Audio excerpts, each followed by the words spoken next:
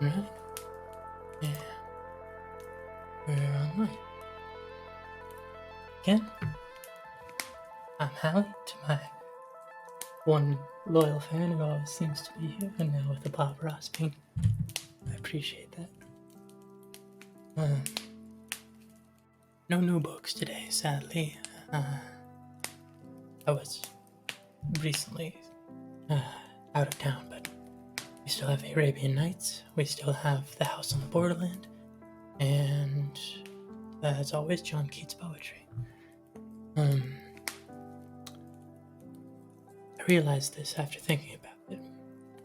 William Hope Hodgson's work is somewhat, we'll say, outdated in terms of some of the terminology he used, and kind of comes off like he had a foot fetish, so we're probably going to need some convincing to read The Nightland again, but for now, we probably won't touch that. However, The House on the Borderland doesn't have as much of foot fetish or the outdated language, let's say. That being said, hello. That being said, Arabian Nights also has some outdated ideas, which we discovered early on with the whole Ramplinka's message being banned because he used a quotation from the book. But should be okay now.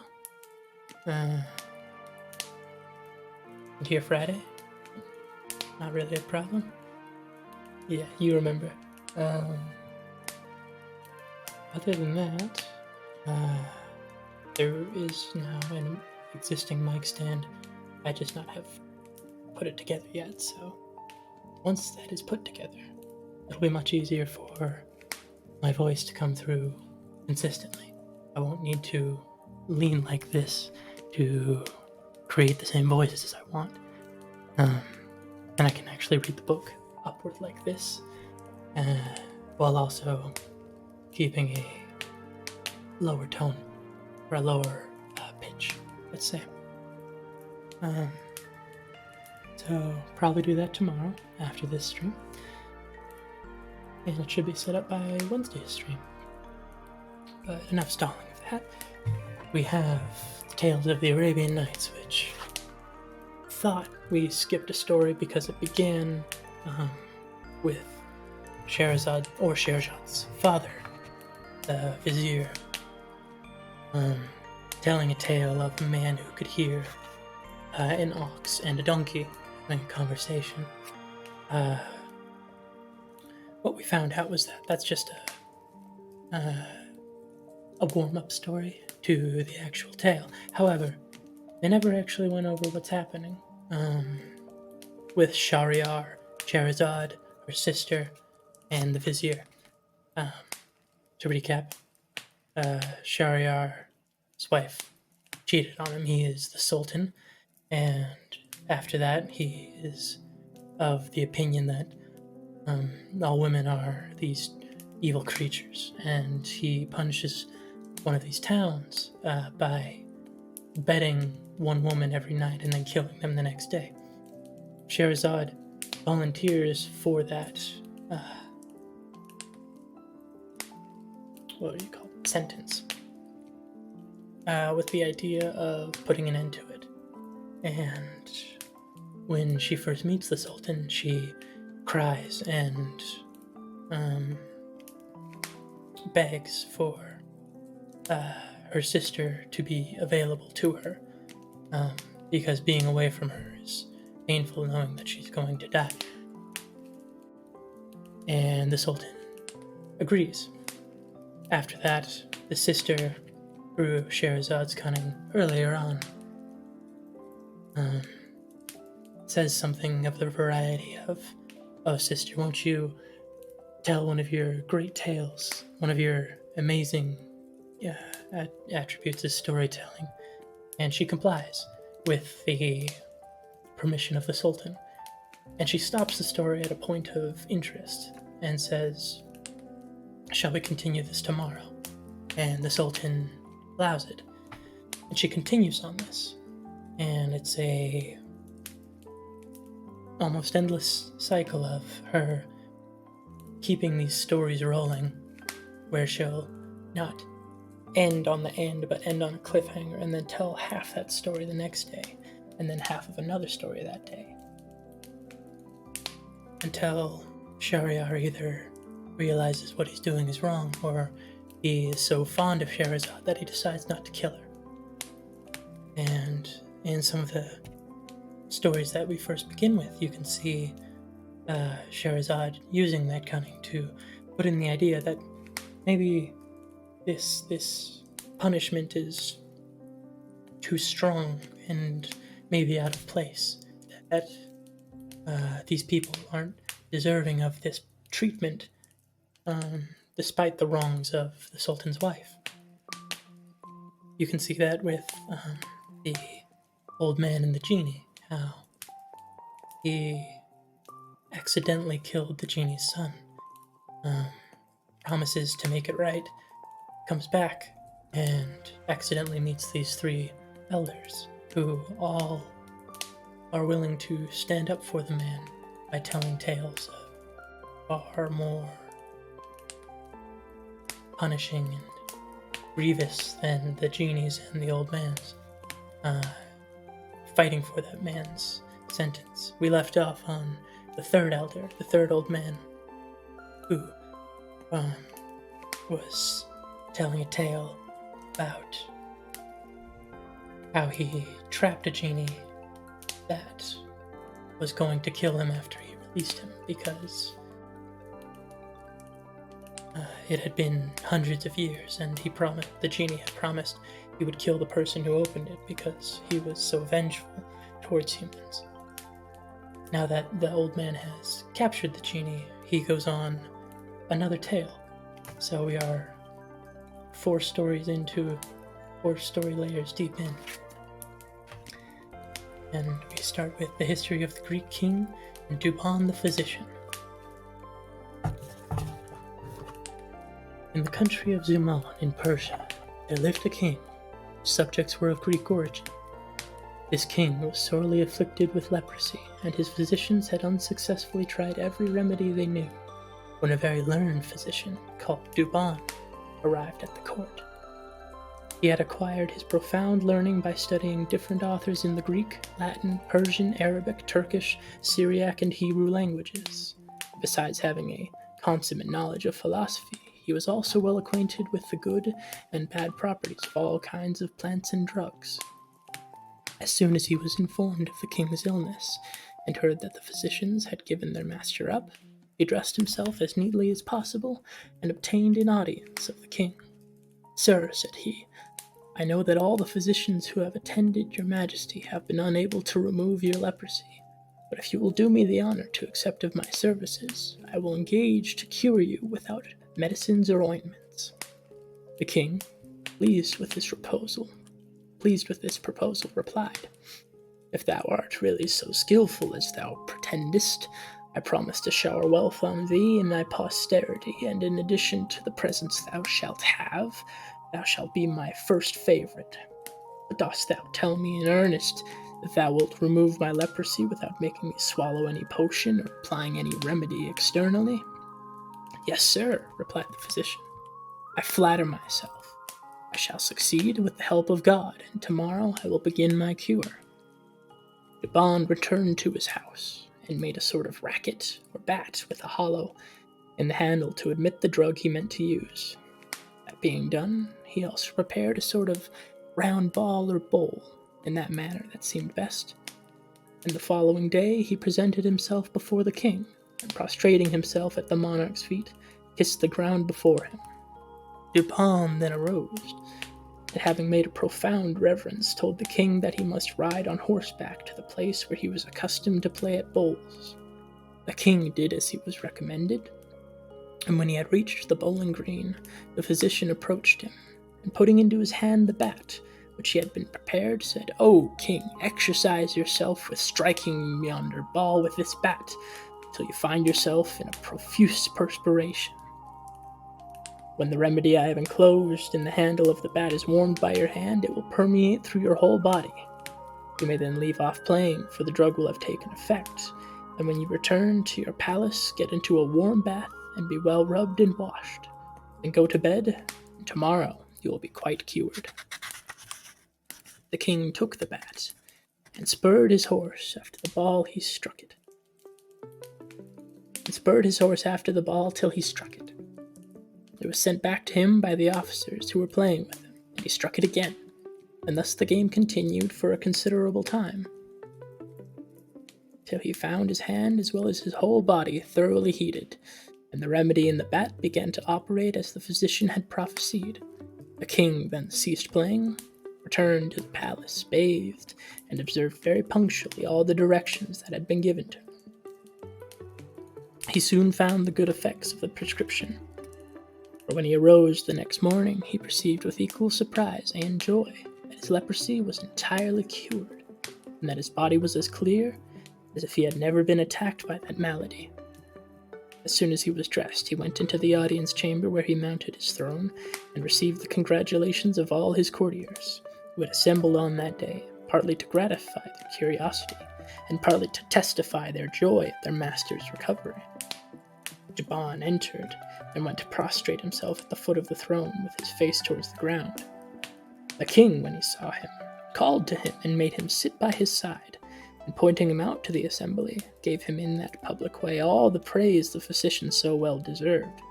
Nor did the king stop there, for at a grand entertainment at the court on that day he placed the physician at his own table to dine with him alone.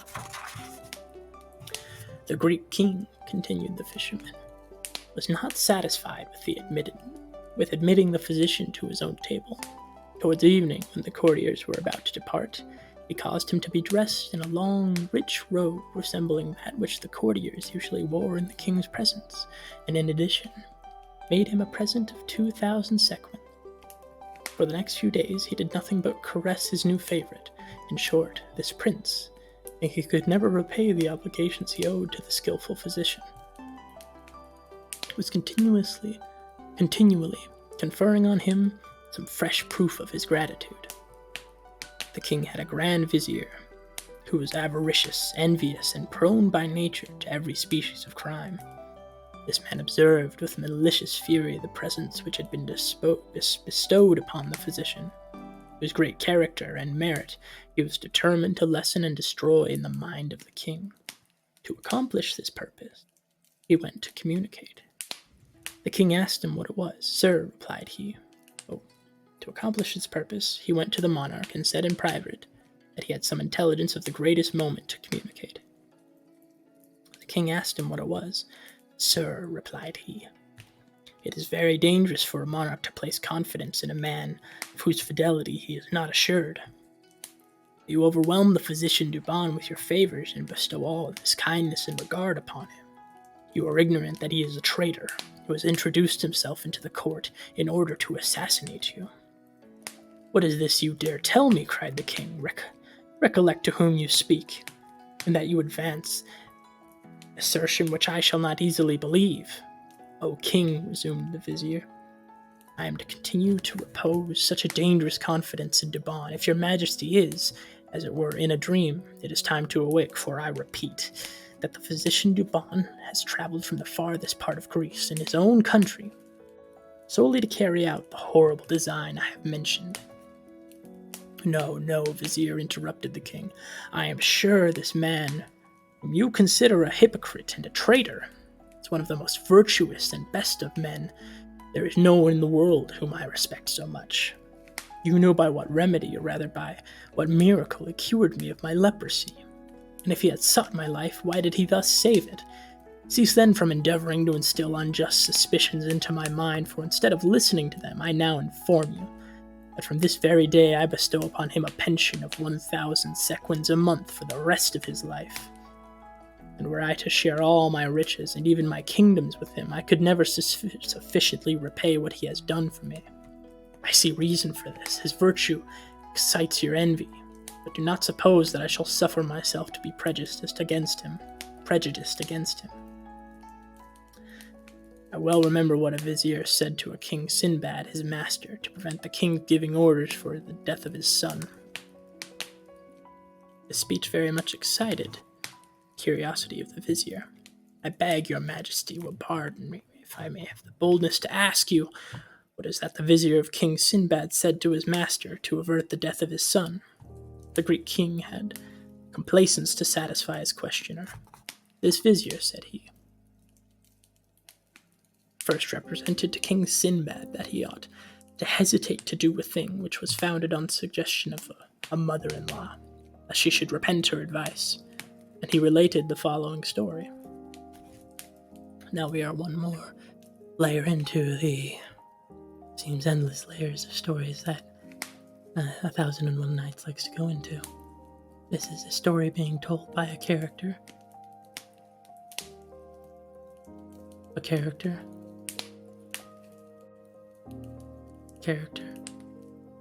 of Shahrazad's. And on we go. The history of the husband and the parrot. Here lived once a good man who had a beautiful wife, of whom he was so passionately fond that he could scarcely bear to have her out of his sight. One day, when some particular business obliged him to leave her, he went to a place where they sold all sorts of birds. He purchased a parrot, which was not only highly accomplished in the art of talking, but also possessed the rare gift of telling everyone everything that was done in its presence.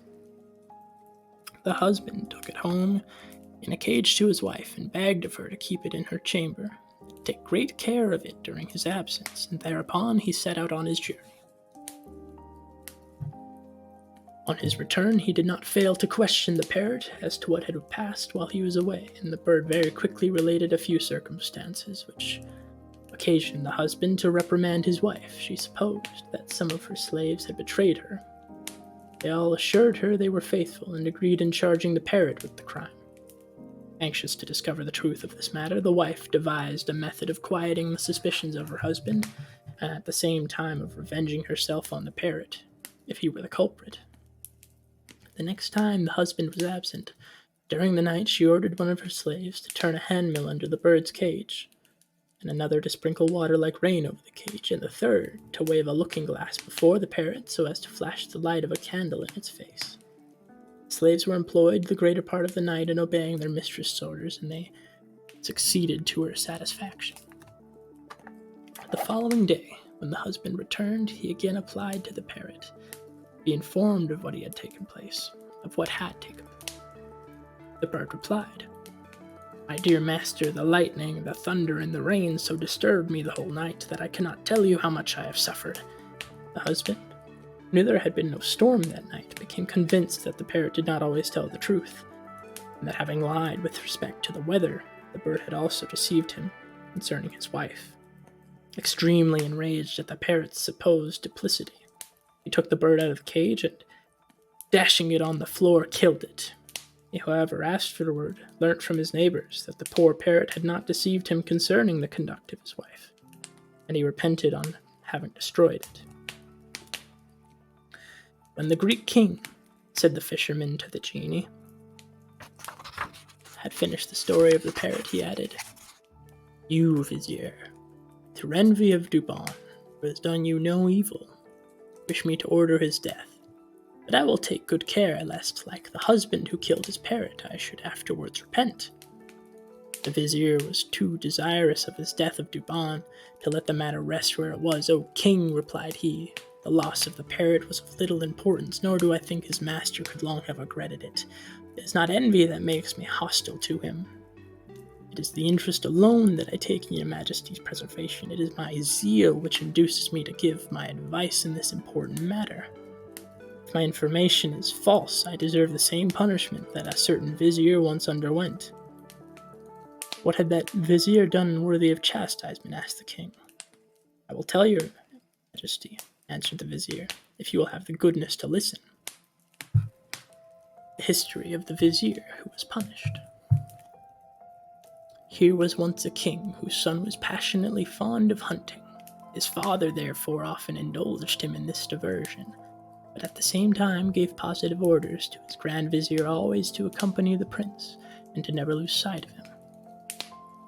One hunting morning, the hunters roused a stag, and the prince set off in pursuit, thinking the vizier was following him. He galloped so long, and his eagerness carried him so far, that at last he found himself quite alone. He immediately stopped, and observing that he had lost his way, endeavored to retrace his steps in order to join the vizier, who had not been sufficiently prompt in following him. He was, however, unable to find the track, and riding to and fro without getting into the right path, he by chance met a lady of somewhat attractive mien. Mine is a term for the face, spelled M-I-E-N. This is a word I actually know. I don't have to look this one up, thankfully. It was used a lot in Mary Wollstonecraft's Frankenstein. That's where I first read it.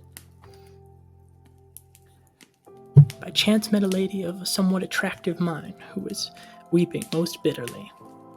Prince immediately checked his horse and inquired of her who she was, what she did alone in that place, and whether he could assist her. "I am," she answered, "the daughter of an Indian king. In riding out into the country I was overcome with sleep, and fell from my horse. He has run away, and I know not what has become of him." The young prince was sorry for her misfortune and proposed to take her up behind him, an offer which she accepted. As they passed by an old ruined building, the lady made some excuse to alight. The prince therefore stopped and suffered her to dismount. He also alighted and walked towards the building, holding his horse by the bridle. Imagine then what was his astonishment when he heard the lady pronounce these words within these walls: "Rejoice, my children, I have brought you a very nice fat youth." And directly afterwards other voices answered, "Where is he, mother? Let us eat him instantly. We are very hungry." The prince had heard enough to convince him of the danger he was in. He plainly perceived that the woman who represented herself as the daughter of an Indian king was in reality the wife of one of those savage demons called ogres, who live in the desert places and make use of 1,000 wiles to surprise and devour unfortunate travelers. He trembled with fear and instantly mounted his horse. The pretended princess at that moment made her appearance, and finding she had failed in her scheme, she cried, "Do not be afraid, but tell me who you are, and what you seek." "I've lost my way," he replied, "and am endeavoring to find it."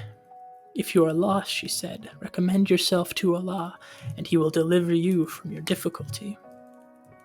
The young prince could not believe that she spoke sincerely, but judged that she considered him already in her power. He lifted up his hands, therefore, towards heaven and said, "Cast thine eyes upon me, O powerful Lord, and deliver me from this mine enemy." At this prayer, the ogres went back into the ruin, and the prince rode off as fast as possible. He fortunately discovered the right road, and arriving safely at home, related to his father, word for word, the great danger he had encountered through the neglect of the Grand Vizier. The king was so enraged at that minister that he ordered him to be instantly strangled. "O king," continued the vizier of the Greek king, "I speak of the physician Douban. If you do not take care, the confidence you place in him will be betrayed. I know well that he is a spy, sent by your enemies to attempt your majesty's life. He has cured you, you say, but who can tell that? He has perhaps only cured you in appearance and not in truth, and who can tell whether this remedy in the end will not produce the most pernicious effects?" The Greek king was naturally rather weak, and had neither penetration enough to discover the wicked intention of his vizier, nor firmness to persist in his first opinion. His conversation filled him with strange doubts. "You are right, vizier," said he. "You may have come for the express purpose of taking my life, an object he can easily accomplish even by the mere smell of some of his drugs. We must consider what is to be done in this difficulty."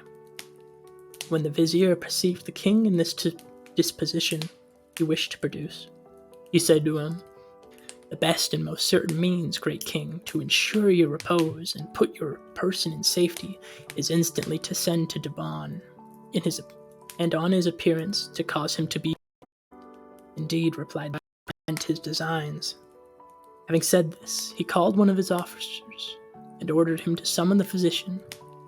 The latter, quite unsuspicious of the king's design, hastened to the palace.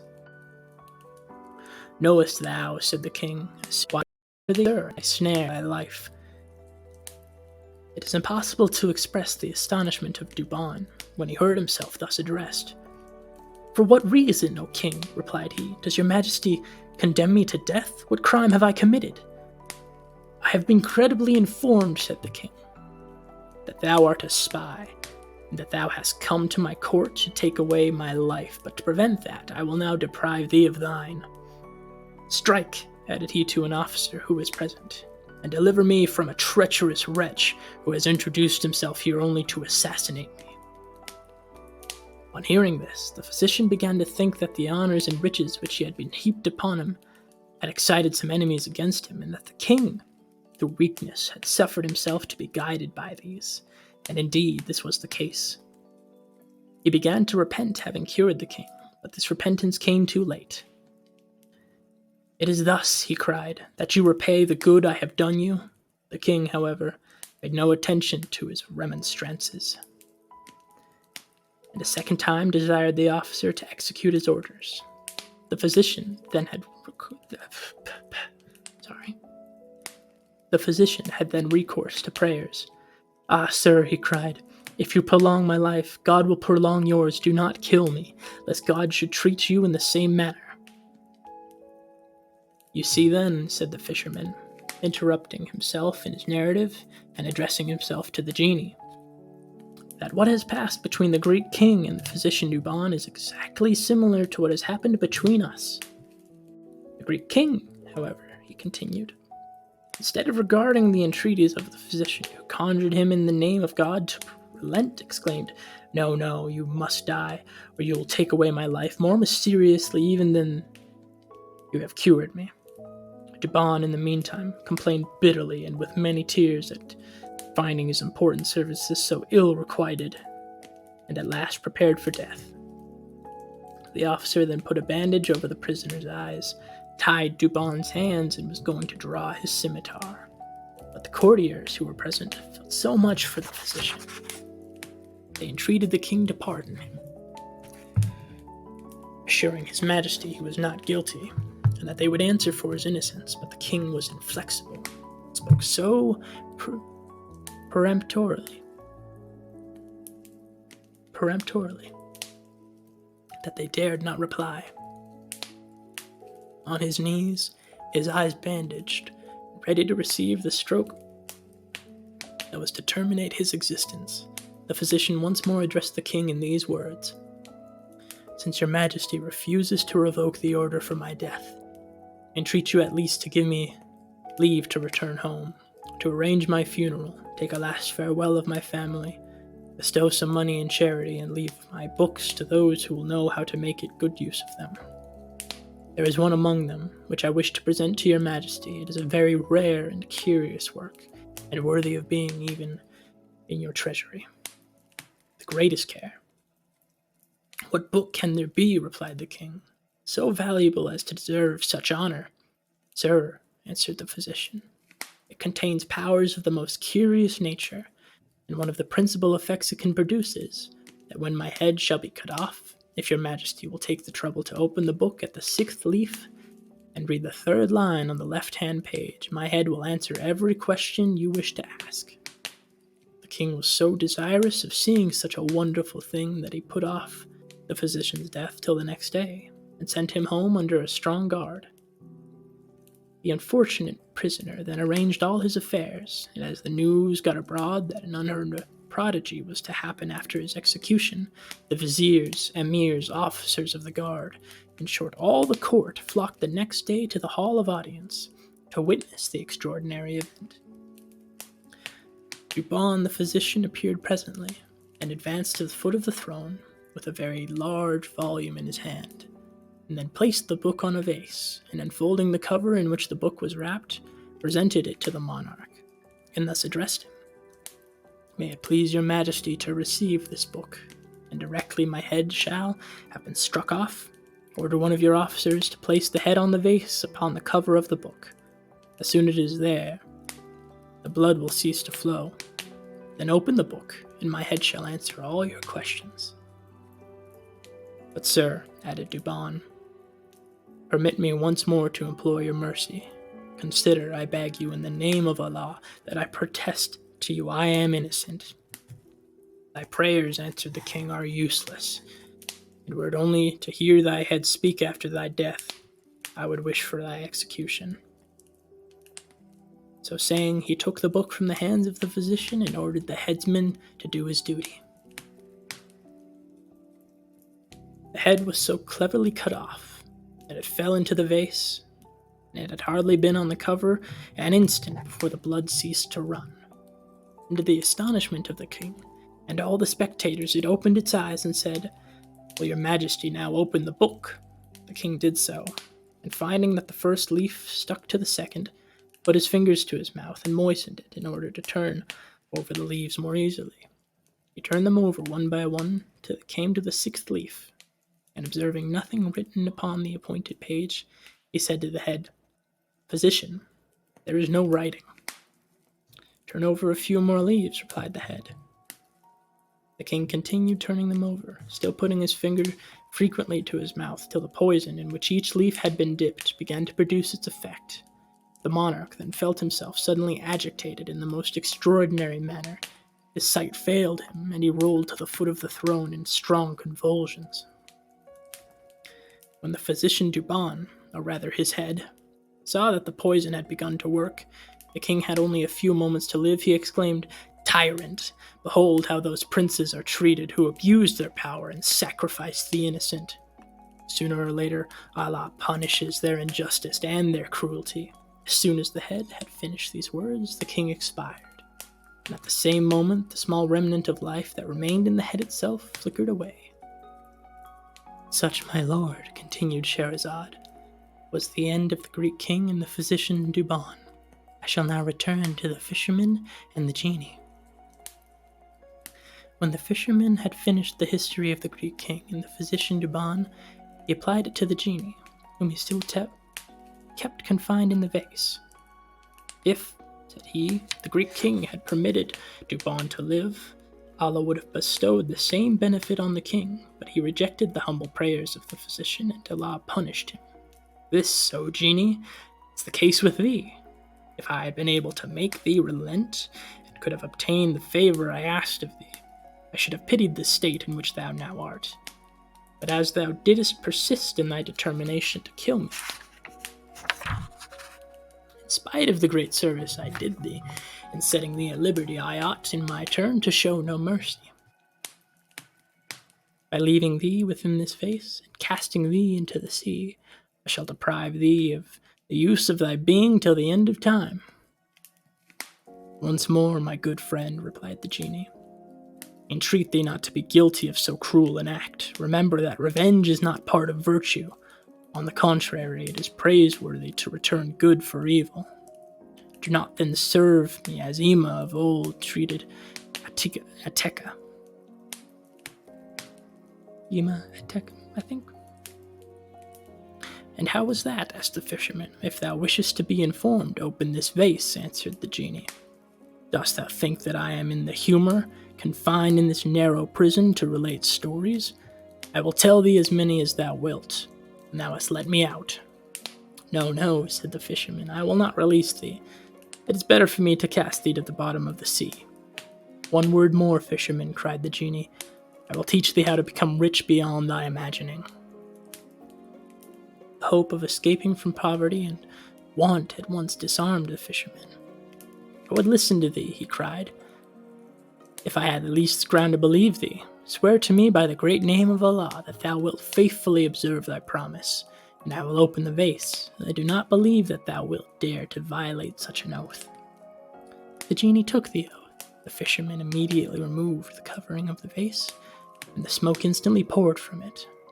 The first thing the genie did after he had resumed his usual form was to kick the vase into the sea. This action rather alarmed the fisherman. What dost thou mean, O genie, by this? He cried.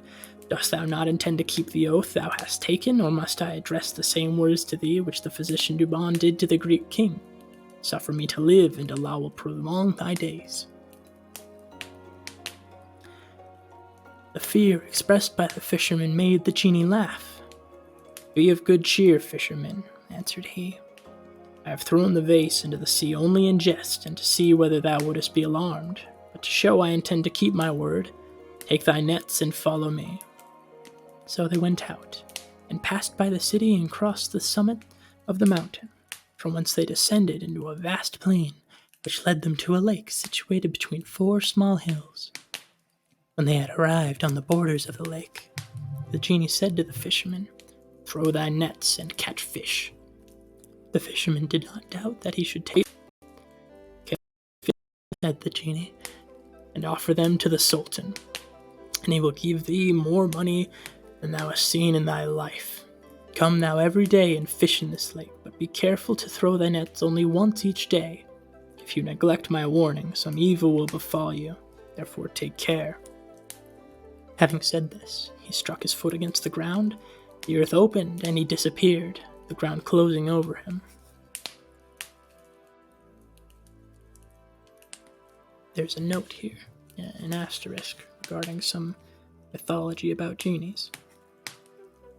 Muslim legend pretend that the earth was originally peopled by these genii, but they rebelled against the Most High, Allah, and usurped terrestrial dominion, which they maintained for 2,000 years. At length, Azazel, or Lucifer, was sent against them and defeated them, overthrowing their mighty king, Gian ben Gian, the founder of the pyramids, whose magic buckler or talismanic virtue fell subsequently into the hands of King Solomon the Wise, giving him power over the spells and charms of physicians and evil genii. The rebel spirits, defeated and humiliated, were driven into an obscure corner of the earth. And it was that God created man, with less dangerous faculties and powers, and gave him the world for a habitation. I didn't know that about genies.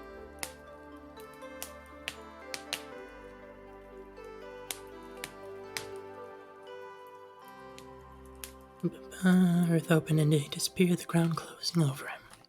The fisherman resolved to observe the advice and instructions of the genie in every point, to take care never to throw his nets a second time. He went back to the town very well satisfied with his success and reflecting on his adventure.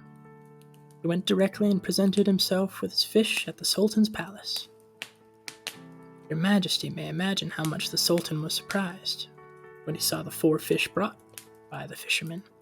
He took them up one by one, examined them very attentively, and after admiring them a long time, he said to his first vizier, "Take these fish, and carry them to that excellent cook whom the Emperor of the Greeks sent me. I think they must be as delicious as they are beautiful." The vizier took them, and delivered them himself into the hands of the cook. "Here are 4 fish," said he, "which have been presented to the Sultan. He commands you to dress them." He then returned to the Sultan, his master, who desired to give the fisherman 400 pieces of gold, a command which the vizier punctually obeyed. The fisherman, who had never before beheld so large a sum of money at once, could not conceal his joy, and thought the whole adventure a dream. He soon, however, proved it to be reality, and applied the gold to a good purpose in relieving the wants of his family. "We must now, my lord," continued Scheherazade, "give some account of what passed in the Sultan's kitchen, where we shall find great confusion and difficulty. As soon as the cook had cleaned the fish which the vizier had brought, she put them to fry over the fire in a vessel with some oil. When she thought they were sufficiently done on one side, she turned them. She had hardly done so when the wall of the kitchen appeared to see a bracelet set with rubies. She held a rod of myrtle in her hand. To the great astonishment of the cook, who stood motionless with amazement, she approached the pan, and striking one of the fish with her rod, she said, 'Fish, fish, art thou doing thy duty?' Fish answered not a word. She repeated the question, when the 4 fishes all raised themselves up and said very distinctly, 'Yes, yes, if you reckon, we reckon. If you pay your debts, we pay ours. If you fly, we conquer and are content.' As soon as they had spoken these words, the damsel overturned the vessel, and went back through the wall, which immediately closed up, and was as if it had never been disturbed. When the cook, who was greatly alarmed at all these wonders, had in some measure recovered from her fright, she went up to take the fish, which had fallen upon the hot ashes.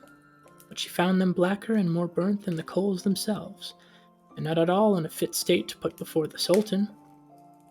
At this she was greatly distressed, and began to weep and lament bitterly. "Alas," said she, "what will become of me?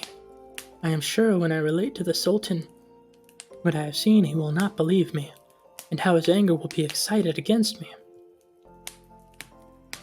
While she was in this distress, the Grand Vizier entered and asked if the fish were ready. The cook then related all that had taken place, at which the Vizier was greatly astonished. But without telling the Sultan anything about the matter, he invented some excuse for the non-appearance of the fish, which satisfied his master. He then sent directly for the fisherman, on whose arrival he said, "Bring me 4 more fish like those you brought before, for an accident has happened, which prevents their being served up to the Sultan." The fisherman did not tell the Vizier of the injunction laid upon him by the genie, but pleaded the length of the way as an excuse for not being able to procure any more fish that day. He promised, however, to bring some the next morning. The fisherman, in order to be in time, set out before it was day, and went to the lake. He threw his nets, and upon drawing them out, found 4 more fishes like those he had taken the day before, each of a different color.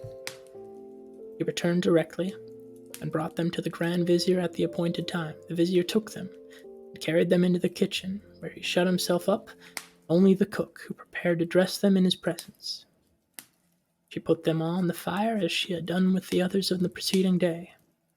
They were dressed on one side, she turned them, and immediately the wall of the kitchen opened, and the same damsel appeared with her myrtle and wand in her hand. She approached the pan in which the fish were, and striking one of them, repeated the words she had used on the preceding day. And all the fish raised their heads, and made the same answer. The damsel overturned the vessel with her rod. Overturned the vessel with her rod, as she had done before, and went away through the opening in the wall, by which she had entered.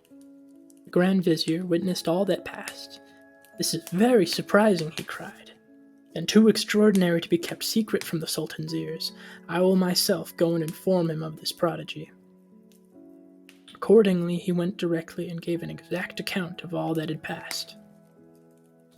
The Sultan was much astonished, and became very anxious to see this wonderful sight. For this purpose he again sent for the fisherman. "Friend," said he to him, "canst thou not bring me 4 fish more of different colors?" "If your majesty," answered the fisherman, "will grant me 3 days, I can promise to do so." He obtained the time he wished, and went again for the 3rd time to the lake. Not less successful than before, he caught 4 fishes of different colors. The first time he threw his nets. The fisherman hastened to carry them to the Sultan, who was the more pleased at seeing them. He did not expect them so soon, and he ordered 400 pieces of money to be given to the man. As soon as the Sultan had obtained the fish, he had them brought into his own cabinet, together with the different things that were necessary for preparing them. He shut himself up with the Grand Vizier, who began to cook the fish, and put them on the fire in a proper vessel. As soon as they were done on one side, he turned them on the other. The wall of the cabinet immediately opened, but instead of a beautiful damsel, there appeared... don't know if I can say that word.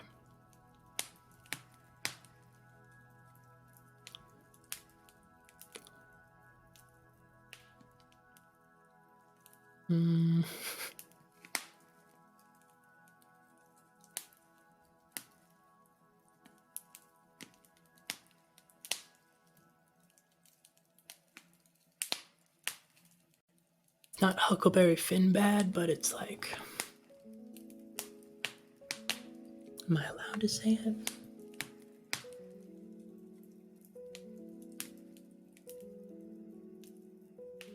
Some languages, it's a color. Specifically Latin and Spanish.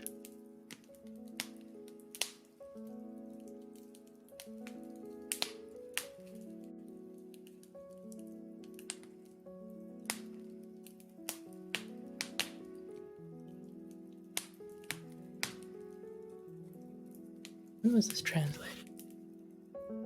What is this translation? I don't think it has a date for it.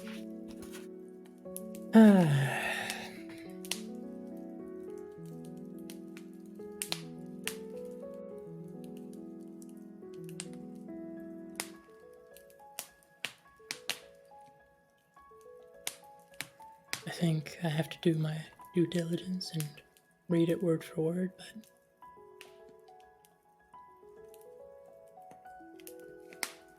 I'm mulling over it.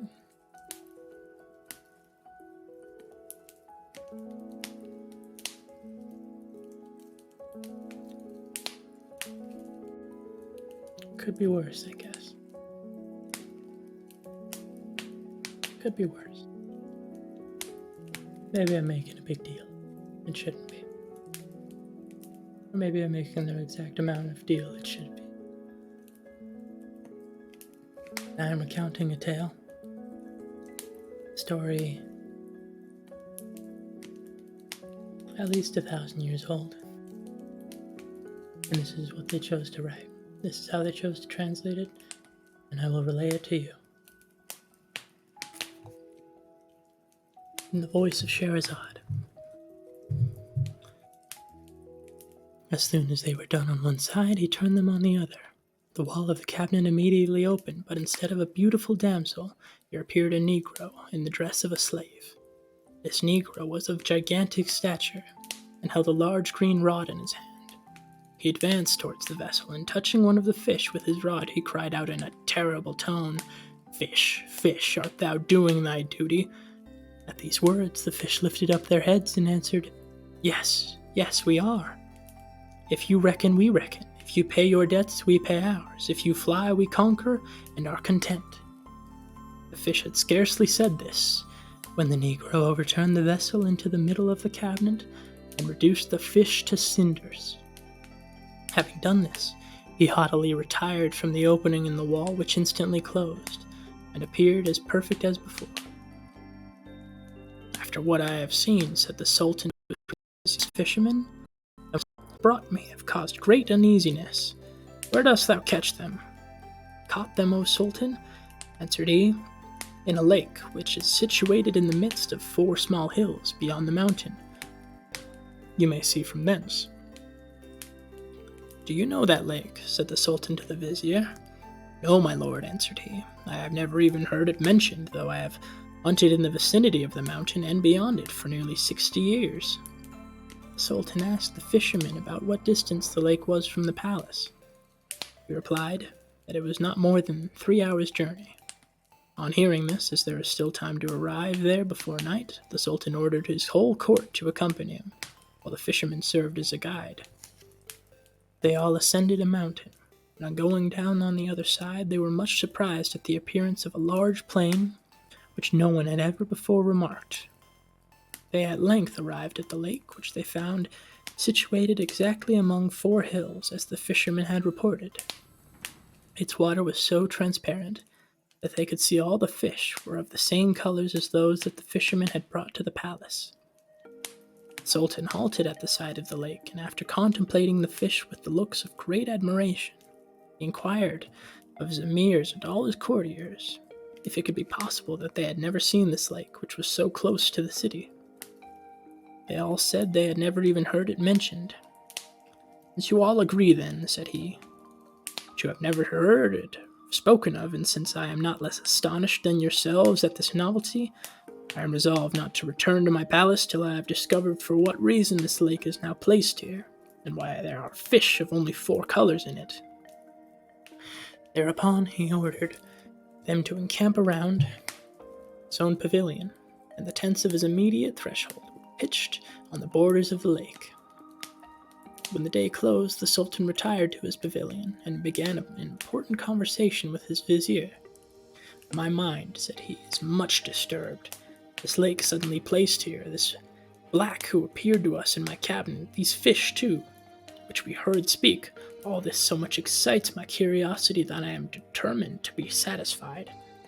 Therefore I have made up my mind to execute the design I meditate. I shall go quite alone from my camp, In order you to keep my departure a profound secret, remain in my pavilion, and when my emirs and courtiers present themselves at the entrance tomorrow morning, send them away and say I am somewhat indisposed and wish to remain alone. You will continue to do so every day till my return." The Grand Vizier endeavored by many arguments to dissuade the Sultan from carrying out his design. He represented the great danger to which his master exposed himself, and the unnecessary trouble and difficulties he might thus encounter, probably without result. But all his eloquence was exhausted to no effect. The Sultan did not listen to him, but prepared to set out.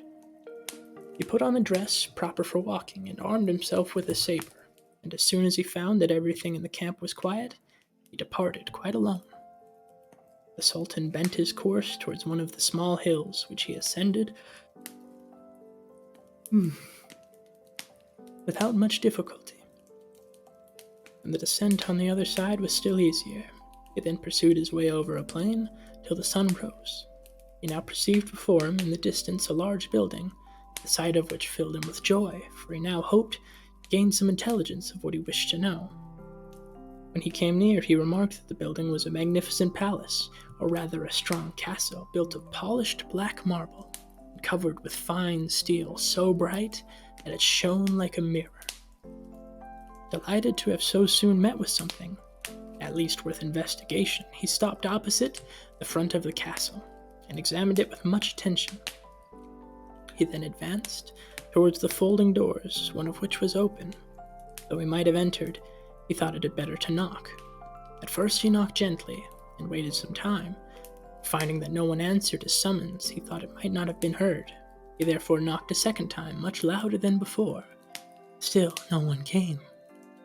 He redoubled his efforts, but in vain.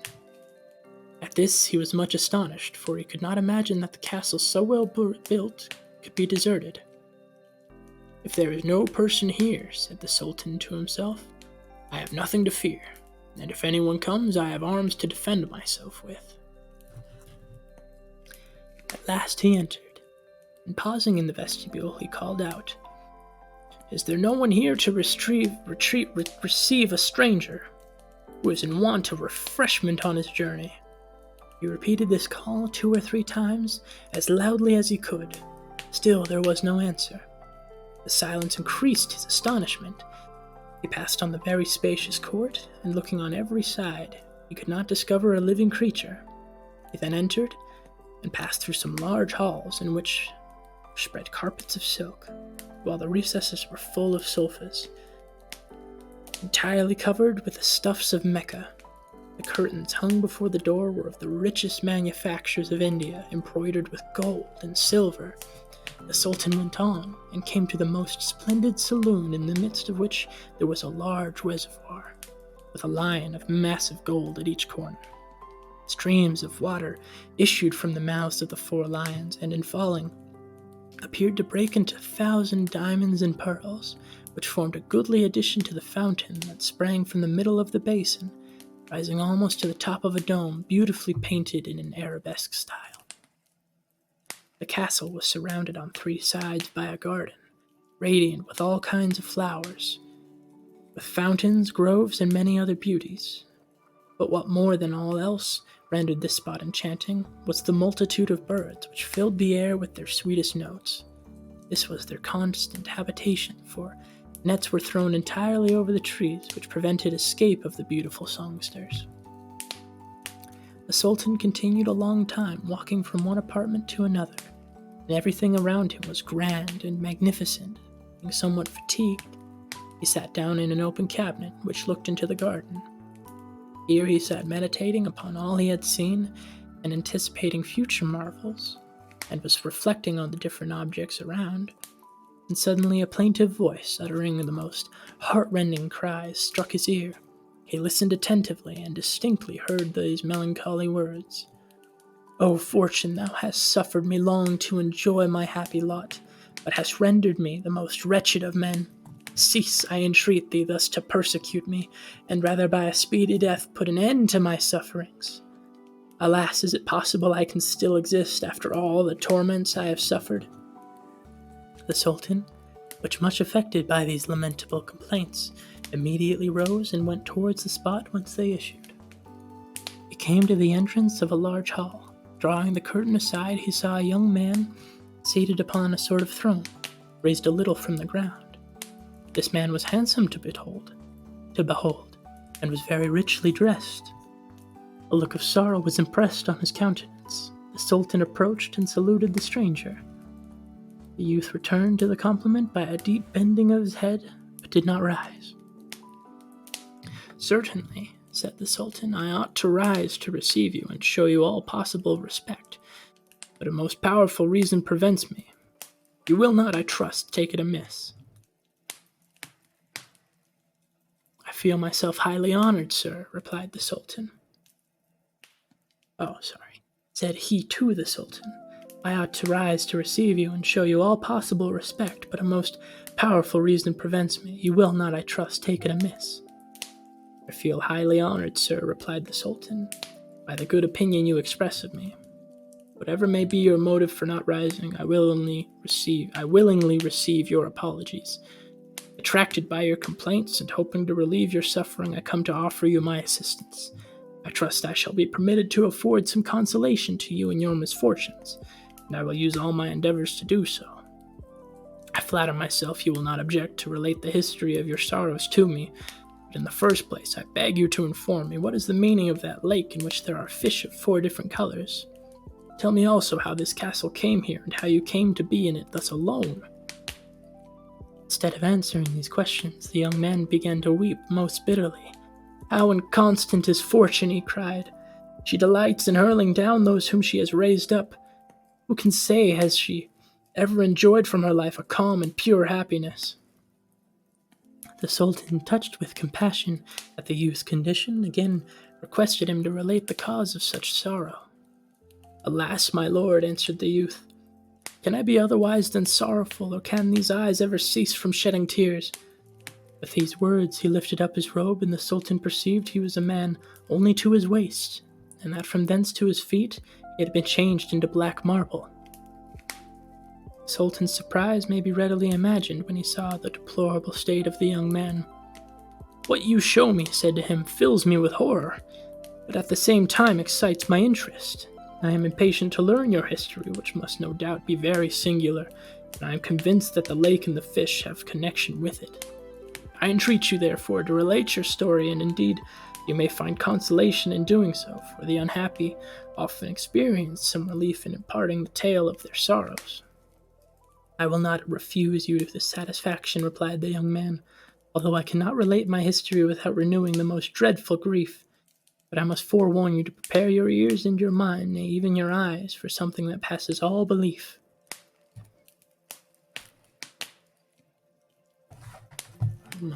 We're still in, technically, the first tale Scheherazade has relayed to the king, the Sultan, that she is a prisoner of. On the first night she told the tale of the old man and the genie. She is now recounting the final of the 3 elders who were fighting for the old man's life, by each wagering a third of his sentence, or if their tale intrigues the genie. Right now we're in a tangent of the fisherman's tale, the third of the there's half of the story that don't think he knows. So it's somewhat, this is, I guess, third person omniscient to that story. I mean, since they're all Shehrazade's story, it's going to be mostly a third person omniscient perspective. To Shehrazade's tale. I don't think it's omniscient then. It well might be. We haven't actually covered it very much, so it's hard to say for sure. I've already been reading for an hour. Sure doesn't feel like it. We're only on the 30th page, because it takes me a while since I'm reading it out loud. It's also a rather large book, so a few things that keep it, and take it a minute to get through it all. I'm going to take a short break, and I will return shortly. I said shortly twice.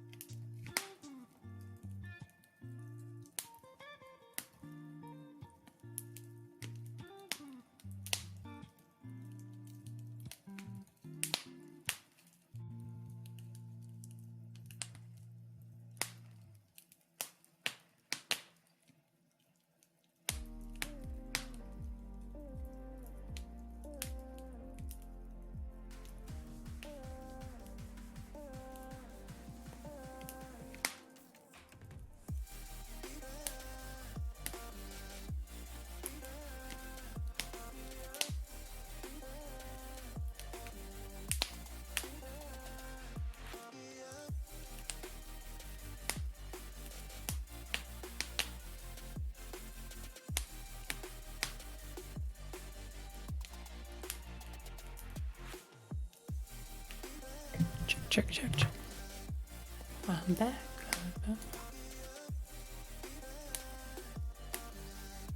I don't want to stop at this point. This next story is actually very intriguing to me, and I do want to know what happens next. I'm going to continue for a little longer with the Arabian Nights because of my own selfish wants.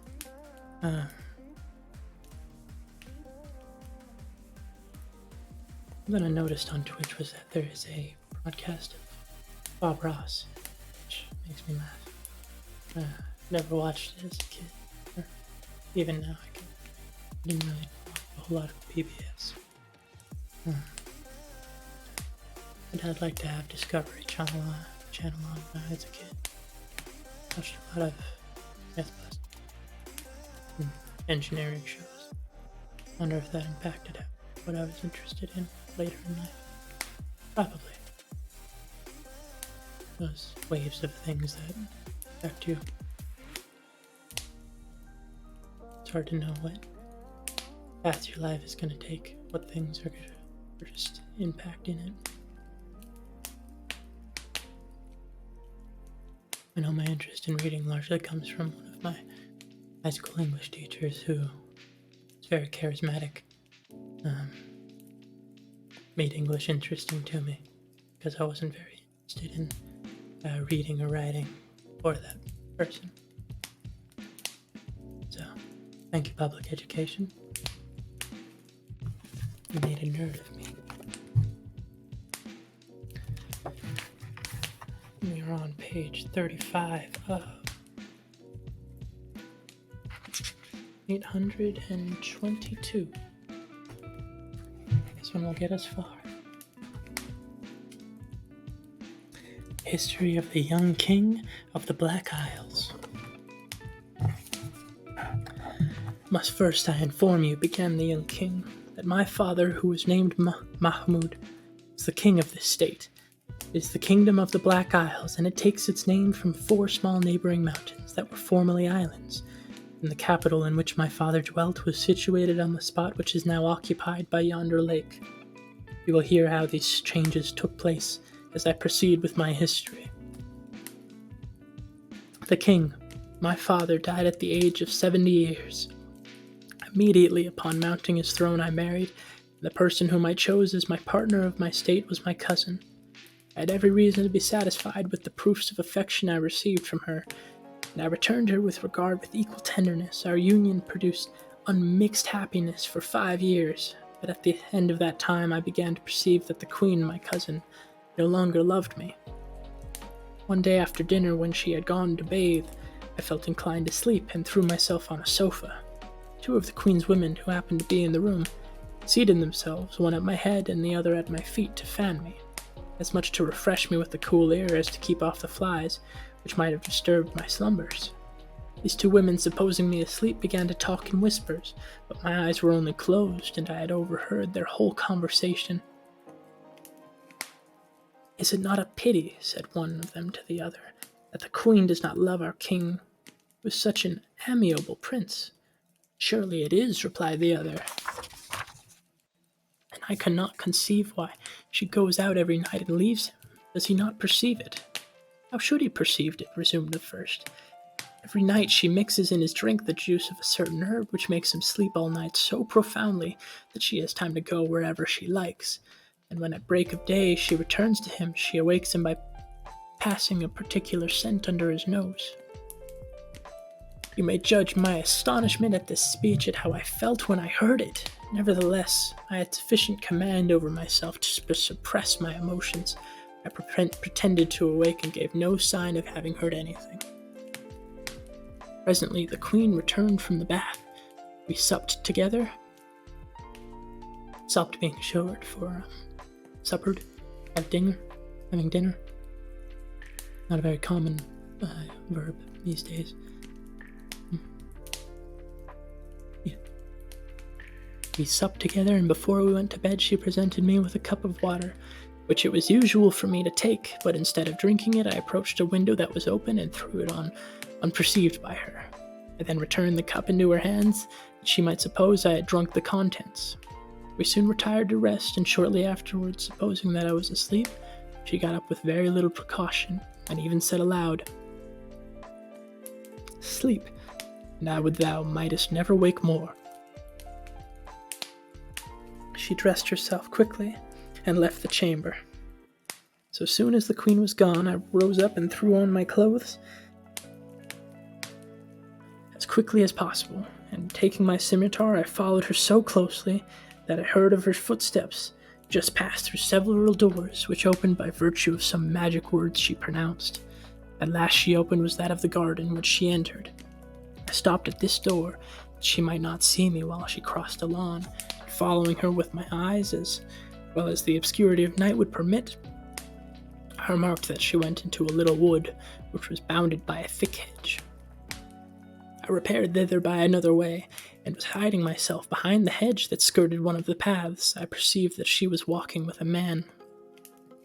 I did not fail to listen attentively to their discourse, when I heard what follows. "I do not," said the queen to her companion, "deserve your reproaches for my want of diligence. You well know the reason of it. But if all the tokens of love which I have hitherto given you are not sufficient to persuade you of my sincerity, I am ready to give you still more convincing proofs. You have only to command. You know my power. I will, if you wish it, before the sun rises, change this great city and this beautiful palace into frightful ruins, which shall be inhabited only by wolves and owls and ravens. Shall I transport all the stones which these walls are so strongly built beyond Mount Caucasus, and farther than the boundaries of the habitable world? You have only to speak, and all this shall be transformed." As the queen finished this speech, she and her lover reached the end of the walk. Oh, this is not in the voice of Scheherazade, this is in the voice of the unfortunate king. Prince? Was it prince or was it king? The young king. The young king. Not prince. His father died. Just young. Therefore called young. Young king.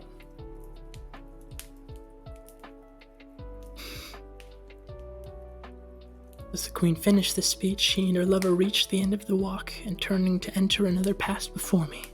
I had already drawn my scimitar, and as the man walked past me, I struck him on the neck, and he fell. I believed I had killed him, and satisfied such was the case, I retired precipitately, without discovering myself to the queen, whom I wished to spare, as she was my cousin. Although her lover's wound was mortal, she yet contrived by her magic art to preserve in him a kind of existence which can be called neither life nor death. As I traversed the garden to return to the palace, I heard the queen weeping bitterly, and judging of her grief by her cries, I was not sorry to have left him alive. When I reached my chamber, I returned to my bed, and satisfied with the punishment I inflicted on the wretch who had offended me, I fell asleep. Awaking the next morning, I found the queen by my side. I cannot say whether she was real or a feigned sleep, but I got wards attending the council. But I got up. Sorry, skipped a line. I really need to keep that order. But I got up without disturbing her, and retired to my closet, where I finished dressing. I afterwards attended the council, and on my return the queen, dressed in mourning, with her hair disheveled and torn, presented herself before me. "My lord," said she, "I come to entreat your majesty not to be displeased at the state in which you now see me. I have just received intelligence of 3 events which occasion the grief I so strongly feel, that I can scarcely express it." "What are these events, madam?" I inquired. "The death of the queen, my beloved mother," replied she, "that of the king, my father, who was killed in battle, and of my brother, who fell down a precipice." I was not sorry that she had invented this pretext to conceal the true cause of her affliction, and I concluded that she did not suspect me of having been the murderer of her lover. "Madam," said I do not blame your sorrow. On the contrary, I assure you that I sympathize in the cause. I should be much surprised if you were not affected by such a loss. Weep, for your tears are an undoubted proof of the kindness of your heart. I hope, nevertheless, that time and philosophy will restore you to your wonted cheerfulness. wanted spelled with an O here. I'm not familiar with that. I'm gonna look that up. Wanted.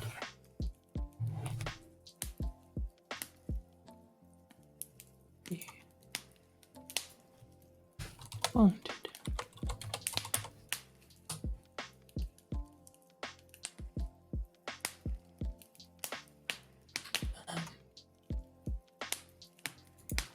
Means habitual, usual in French. Quotidien, the daily, the normal, the typical behavior that you would show.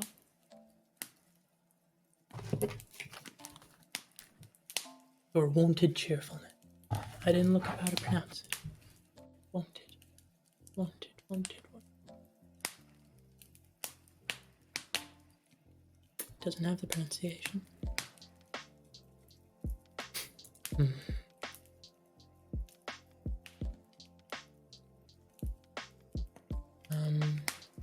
Can be pronounced like want. Can also be pronounced with the lazy vowel so wanted, or it can be the O noise, so wanted or short O. Wanted, wanted, wanted, wanted. So nice when they have multiple pronunciations like that, because then I'm wrong most of the time. Wanted. Her wonted cheerfulness. She retired to her apartments and, abandoning herself to her grief, she passed a whole year there, weeping and bewailing the death of her lover. At the expiration of that time, she requested my permission to build for herself in the center of the palace a mausoleum in which she said she had designed to pass the remainder of her days. I did not refuse, and she erected a magnificent palace with a dome which may be seen from this place, and she called it the Palace of Tears. When it was completed, she had her lover removed and brought to this mausoleum from the place whither she had transported him on the night I wounded him. She had till that period preserved his life by giving him certain potions, which she administered herself and continued to give him daily after his removal to the Palace of Tears. All her enchantments, however, did not avail much, for he was not only unable to walk or stand, but had also lost the use of his speech and gave no signs of life but by looks. Although the queen had only the consolation of seeing him and saying to him all the tender things that her love inspired, yet she constantly paid him 2 long visits every day. I was well acquainted with this circumstance, but I pretended to be ignorant of it. Moved by curiosity, I went one day to the Palace of Tears to know how the queen passed her time there, and concealing myself in a place where I could see and hear what passed, I heard her speak these words to her lover. "Oh, what a heavy affliction to me to see you in this state. I share with you all the agonies you endure. But, dearest life, I am always speaking to you, and yet you return no answer. How long will this distressing silence continue? Speak but once, and I am satisfied. Alas, these moments that I pass with you, endeavoring to mitigate your sufferings, are the happiest of my life.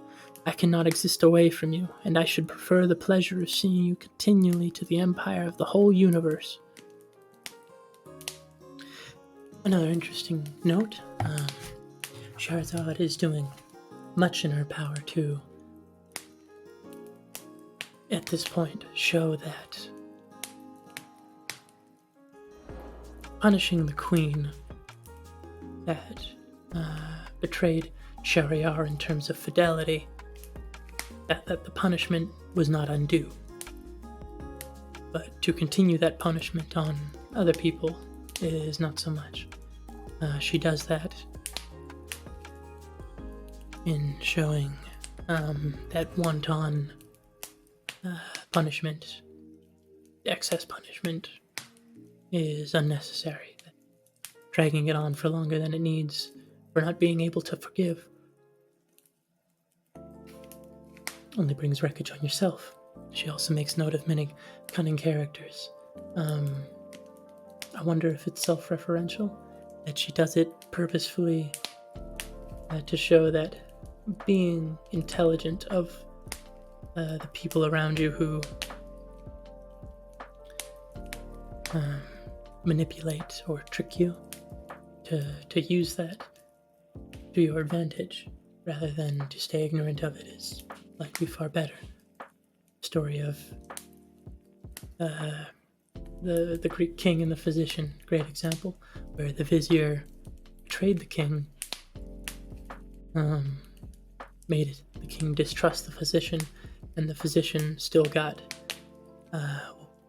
he got revenge. He didn't exactly get free of it, but he punished the king.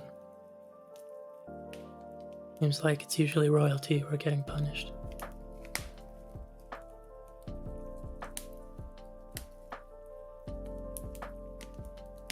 I like this book so far. It's good fun. Very interesting the way it's woven. Another note of Mary Wollstonecraft's Shelley, Frankenstein. She does it in a layered composition,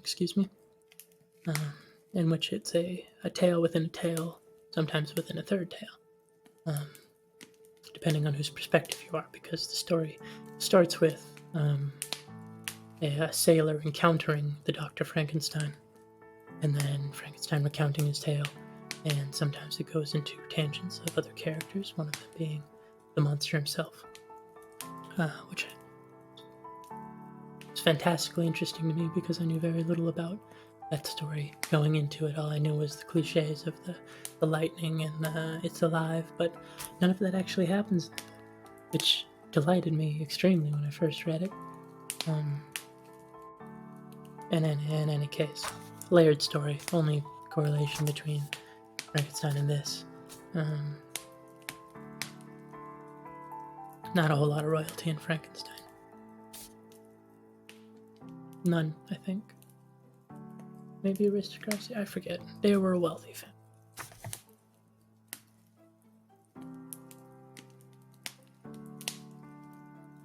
This speech, which was frequently interrupted by tears and sobs, at length exhausted my patience. I could no longer remain in concealment, but approaching her, exclaimed, "Madam, you have wept enough.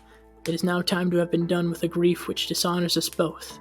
You forget what you owe to me, as well as what you owe to yourself." "Sir," replied she, "if you still retain any regard for me, I entreat you to leave me to my sorrows, which time can neither diminish nor relieve." I endeavored, but in vain, to bring her to the sense of her duty, finding that all my arguments only increased her obstinacy. I at last desisted and left her. She continued to visit her lover every day, and for 2 years she was inconsolable. I went a second time to the Palace of Tears while she was there.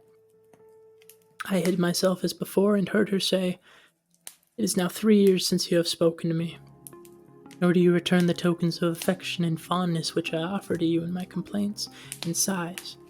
Is it from insensibility or disdain? Hast thou, O Tome, destroyed that excess of tenderness which he bore me? Hast thou closed forever those dear eyes which beamed with love and were all my delight? No, I cannot think of it. Rather let me say, thou art become a depository of the rarest treasure the world ever saw." I confess to you, my lord, that I was enraged at these words, and indeed this cherished lover, this adored mortal, was not the kind of man you would imagine. He was a black Indian, one of the original inhabitants of this country. I was, as I have said, so enraged at this speech that I suddenly showed myself, and apostrophizing the tomb, as my wife had done, I said, "Why dost thou not, O tomb, swallow up this monster who is disgusting to human nature? Or rather, why dost thou now consume both thy lover and his mistress?" As soon as I had spoken these words, the queen, who seated near the black, started up like a fury. "Ah, wretch," cried she to me, "it is you who have been the cause of my grief. Think not that I am ignorant of your doings. I have already dissembled too long. I was your barbarous hand which reduced the object of my affection to the miserable state he is now in. And have you so the cruelty to come and insult my despair?" "Yes," exclaimed I, confronting her, transported with anger. "I have chastised the monster as he deserved, and ought to treat thee in the same manner. I repent that I have not already done it, for thou hast too long abused my goodness." As I said this, I drew my scimitar and raised my arm to punish her. "Moderate thy rage," said she to me. With a disdainful smile, she looked upon me with an air of indifference. After a moment, she pronounced some words which I did not understand, and added, "By virtue of my enchantments, I command thee from this moment to become half marble and half man." Immediately, my lord, I was changed to what you see, already dead among the living and still living among the dead. As soon as this cruel enchantress, she is unworthy of the title of queen, had thus transformed me, and by means of her magic had conveyed to me this apartment, she destroyed my capital, which had been flourishing and well inhabited. She annihilated the palaces, public places, and markets, turned the whole region into a lake or pond, and rendered the country, as you may perceive, quite a desert. 4 sorts of fish, which are in the lake, are 4 different classes of inhabitants who profess different religions, and inhabited the capital. The white were Mussulmen, the red Persians, and the fire worshippers, the blue Christians, and the yellow Jews. The 4 little hills were 4 islands, which originally gave the kingdom its name. I was informed of all this by the enchantress, who herself related to me the effects of her rage. Nor is even this all. Her fury is not satiated by the destruction of my empire and the enchantment of myself, for she comes every day and gives me 100 blows upon my shoulders, with a thong made of a bull's hide, drawing blood at every stroke. I don't know if thong is a historical term for whip. I sure hope it is.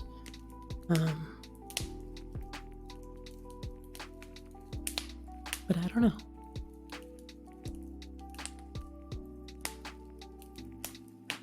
I'm going to look it up either.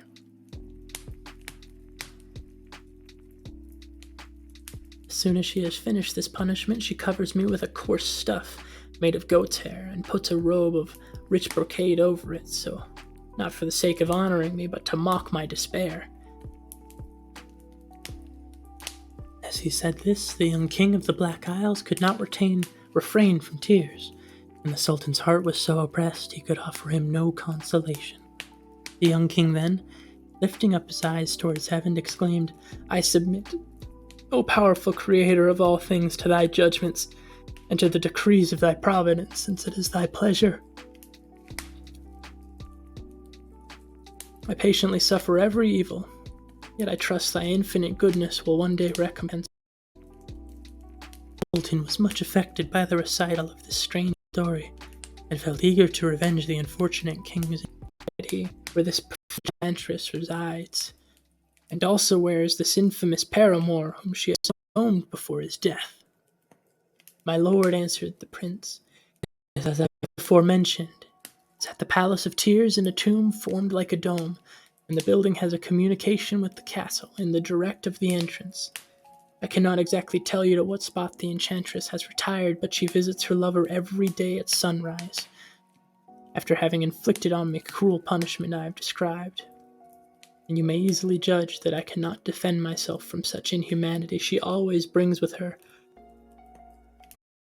a sort of liquor, which is the only thing that can keep him alive, and she never ceases to complain of the silence which he has kept unbroken since he was wounded." "No one, prince," replied the Sultan, "deserves greater commiseration than yourself, nor can anyone sympathize more in your misfortune than I do. A more extraordinary fate never happened to any man, and they who may hereafter compose your history will be able to relate any event more surprising than anything yet recorded. One thing only is wanting to complete it, that is your revenge, nor will I leave anything untried to accomplish this end." The Sultan, having first informed the prince of his own name and rank, and of the reason of his entering the castle, consulted with him on the best means of accomplishing a just revenge, and a plan occurred to the Sultan, which he directly communicated. They agreed upon the steps it was necessary to take in order to ensure success, and they deferred the execution of the plan till the following day. In the meantime, excuse me. Just a touch tired. In the meantime, as As the night was far advanced, the Sultan took some repose. The young prince, as usual, passed his time in continued wakefulness, for he had been unable to sleep since his enchantment. But now the hopes, however slight, which he cherished of being soon relieved from his sufferings, constantly occupied his thoughts. The Sultan rose as soon as it was day, and, concealing in his chamber his robe and external dress, which might have encumbered him, he went to the Palace of Tears.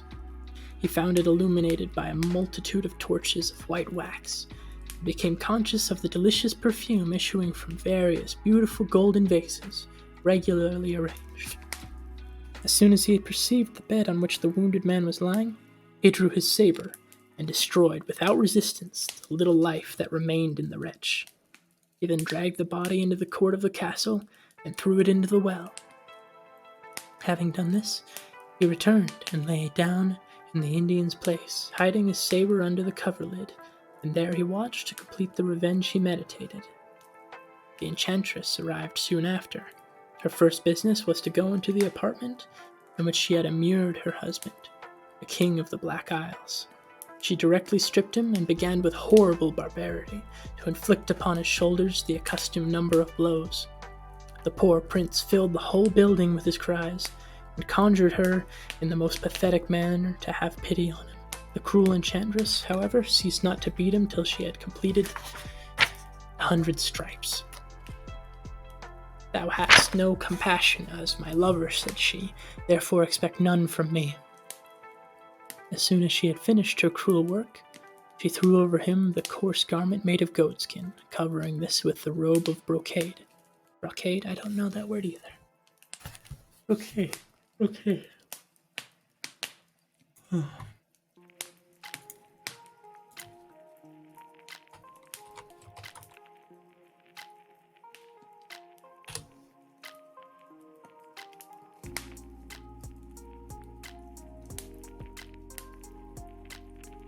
A richly decorated fabric of gold and silver to go over the uncomfortable goatskin. I wonder why she dresses him with that. Maybe to keep it heavy? Not sure.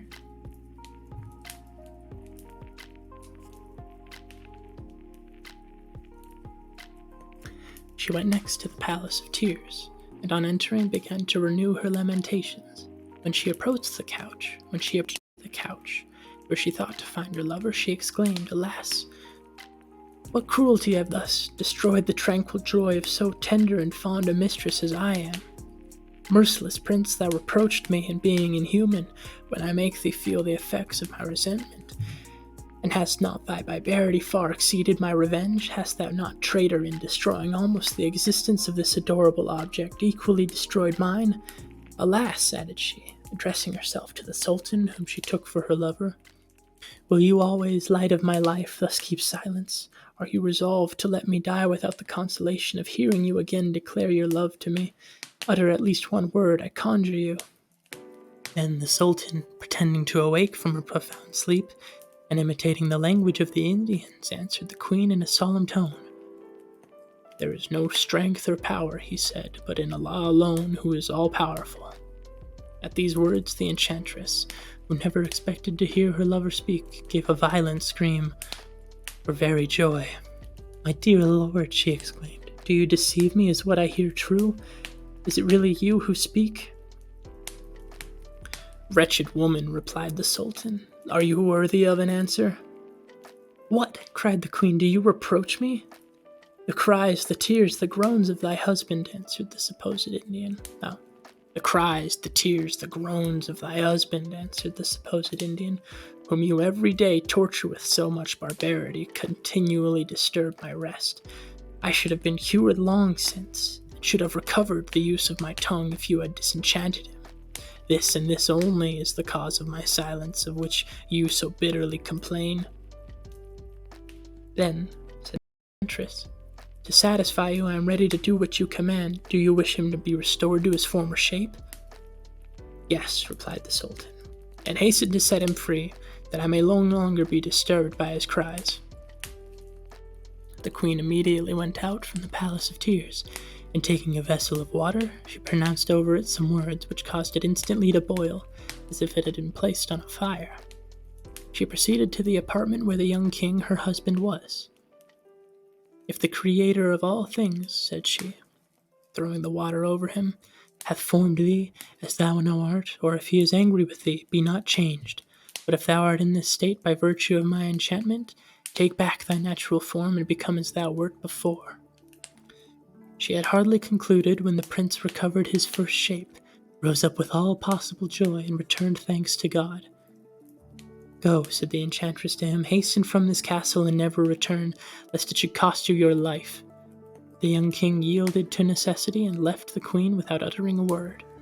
He concealed himself in a secure spot, where he impatiently waited the completion of the sultan's design, the commencement of which he had been so successful.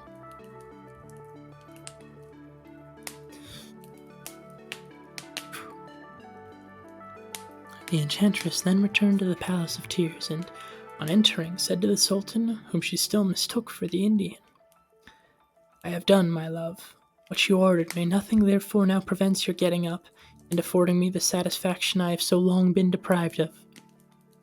Imitating the language of the blacks, answered in somewhat severe tone. I wonder if that means it's in an accent, because it's still in English, and I'd assume that they're speaking the same language throughout the story. But I don't know. I could be wrong.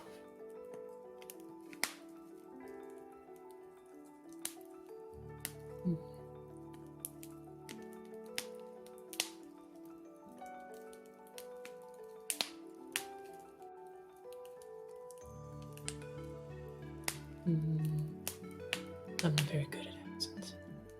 So far, all of my voice changes have been in pitch. There sure are a lot of characters, though, so if there's overlap, sorry. Let's try to change the pace at which I read, depending on the character. That was really a mistake, though, because one time I did it very slow voice, and it took forever to get through 4 pages.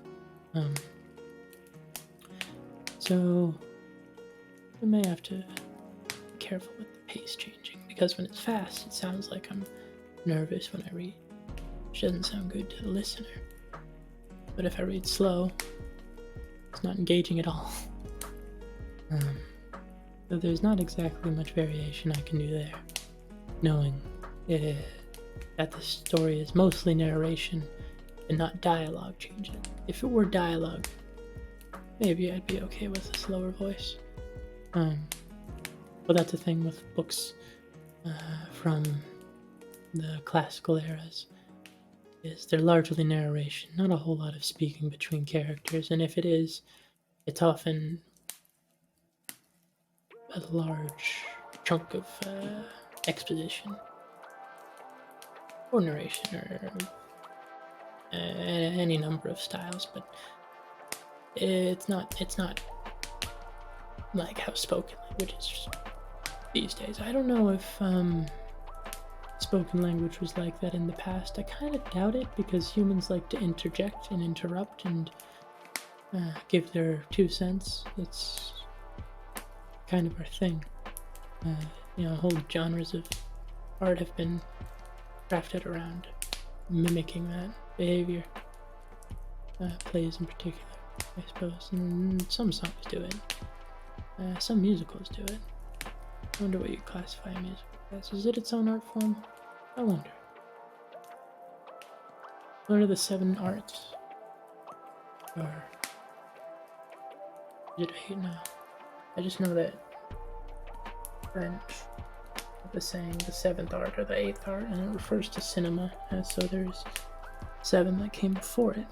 Cuisine being 1, pottery being a 2nd, poetry a 3rd, literature a 4th, painting a 5th.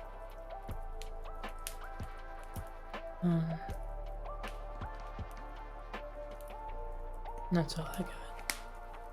No, gardening is considered an art form in some places. Thinking of the art of tea, or the art of tea houses. It's specifically the Japanese tradition. think the French quite care for it.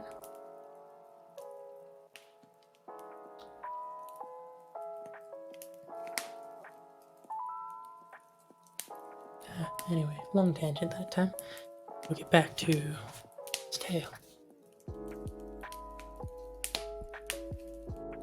The Sultan, still imitating the language of the blacks, answered in a somewhat severe tone. What you have yet done is not sufficient for my cure. You have destroyed only a part of the evil, but you must strike at the root. What do you mean by these words, my charming friend? Asked she. What can I mean, he cried, but the city and its inhabitants and the 4 isles which you have destroyed by your magic. Every day towards midnight the fish raise their heads out of the pond and cry for vengeance against us both. This is the real cause why my recovery has so long delayed. Go quickly and re-establish everything in its former state, and on your return I will give you my hand, and you shall assist me in rising. The queen, exulting in the expectations these words produced, joyfully exclaimed, You shall soon, my life, recover your health, for I will instantly go and do what you have commanded. In fact, she went that very instant, and when she arrived on the border of the pond, she took a little water in her hand and scattered it about. So soon as she done this, and pronounced certain words over the fish in the pond, the city reappeared. The fish became men, women, and children. All arose as Mohammedans, Christians, Persians, and Jews. Freemen came north and Freemen came forth, and slaves, in short, each took his former shape. The house and shops became filled with inhabitants, who found all things in the same situation and order in which they had been previous to the change effected by the Queen's enchantment. The officers and attendants of the Sultan, who had happened to encamp upon the side of the great square, were astonished at finding themselves on a sudden in the midst of a large, well-built, and populous city. As soon as she had completed this change, she hastened back to the palace of tears, to enjoy the reward of her labors.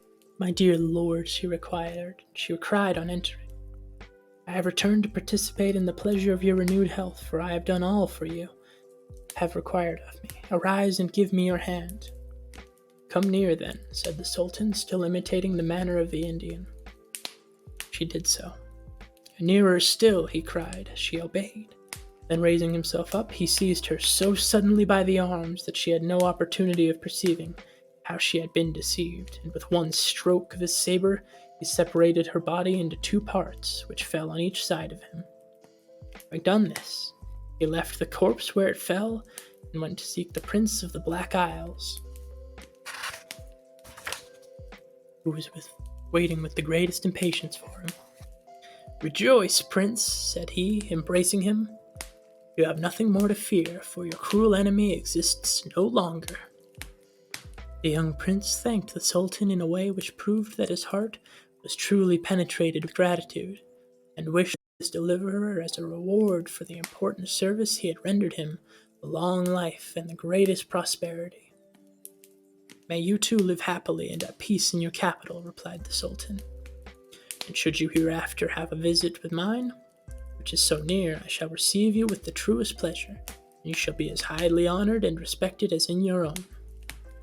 Powerful monarch, answered the prince, to whom I am so much indebted, do you think you are very near your capital?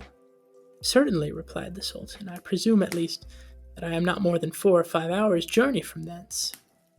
It is a whole year's journey, said the prince, although I believe you come here in the time you mentioned, because my city was enchanted, but since it has been restored, all this is altered. This, however, shall not prevent my following you where it is necessary to go, the very ends of the earth. You are my liberator, and to show you every mark of my gratitude as long as I live, I shall freely accompany you and resign my kingdom without regret. The Sultan was extremely surprised to find that he was so distant from his dominions, he could not comprehend how it happened. The young king of the Black Isles convinced him so fully of the fact that he no longer doubted it. It matters not, resumed the Sultan, "the trouble of returning to my dominion will be sufficiently recompensed by the satisfaction of having assisted you, and of having gained a son in you. For, as you will do me the honor me to accompany me, I shall look upon you as my son, and as I am childless, I from this moment make you my heir and my successor." This interview between the Sultan and the King of the Black Isles was terminated by the most affectionate embraces, and the young prince at once prepared for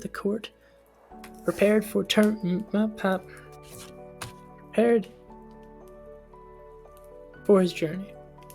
In 3 weeks he was ready to depart, greatly regretted by his court and subjects, who received at his hands a near relation of his own as their king.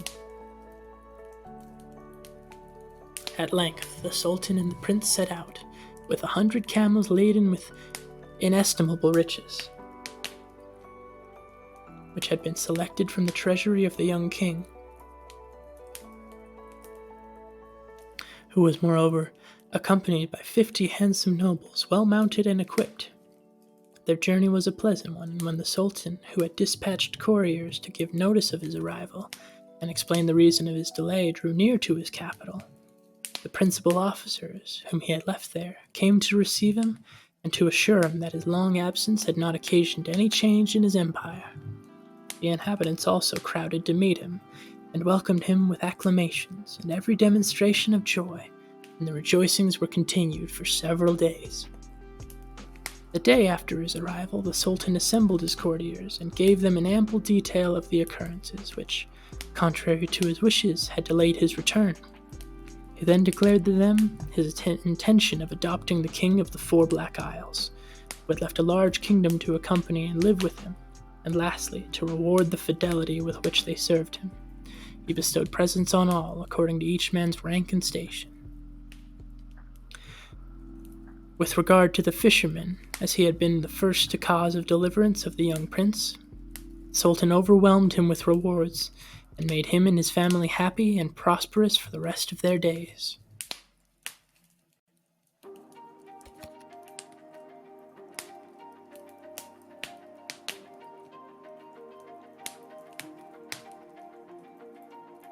It ends there, but it doesn't go back to the genie. It goes into another story. The history of 3 calendars, son of kings, and of 5 ladies of Baghdad.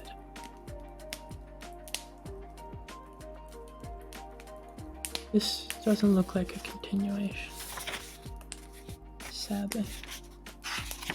So where are we left now? Where do we go next?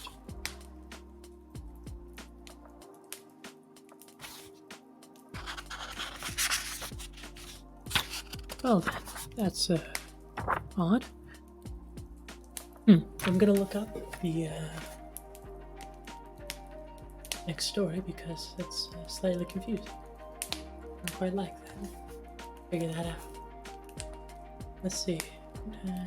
Right here.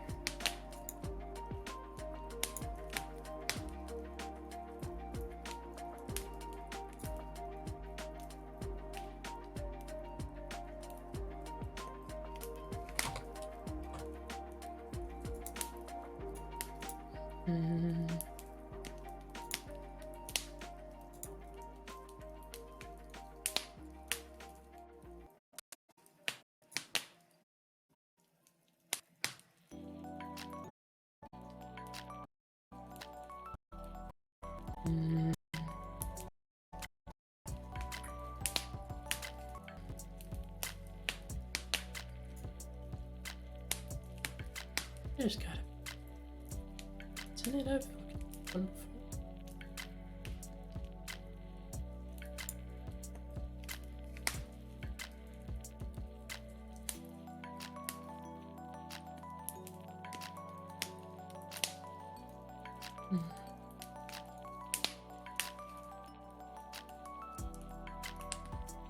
Ah, yes, there.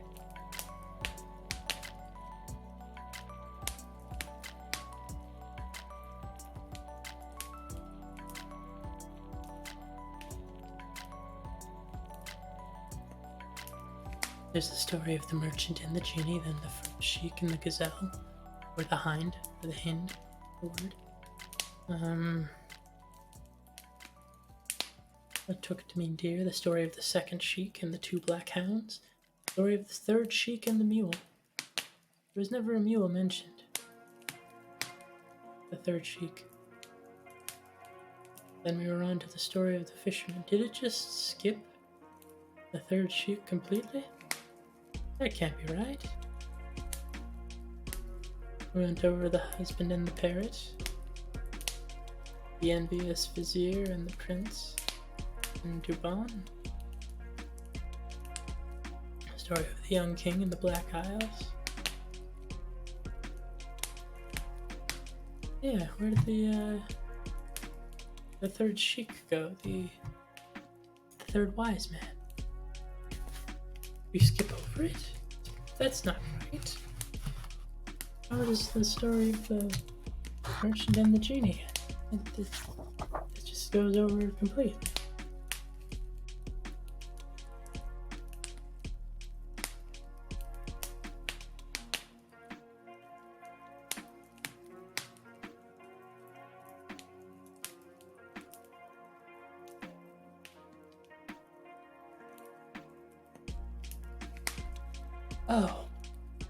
Oh, I see.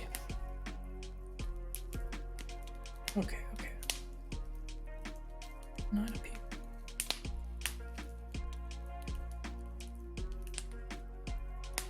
When the second old man had finished his story, the third began by asking the genie, as the others had done, if he would forgive the remaining third of the merchant's crime, as the others had done.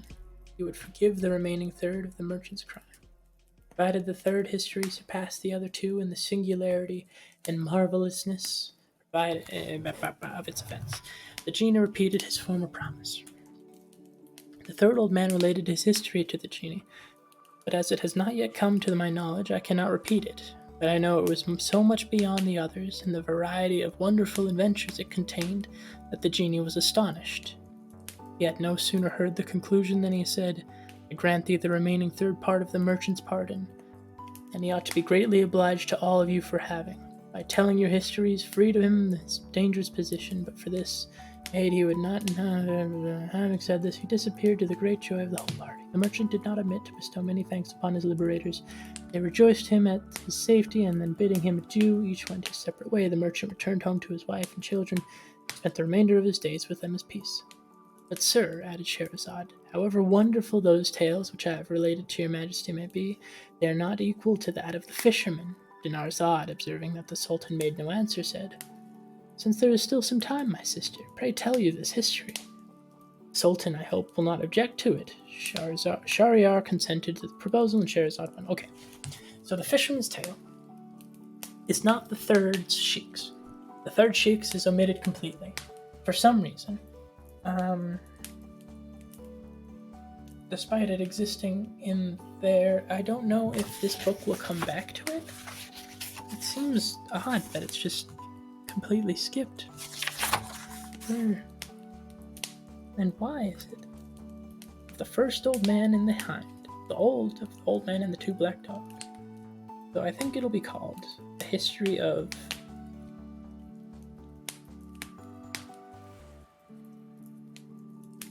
an Old Man and a Mule. But I don't see that. We're in here.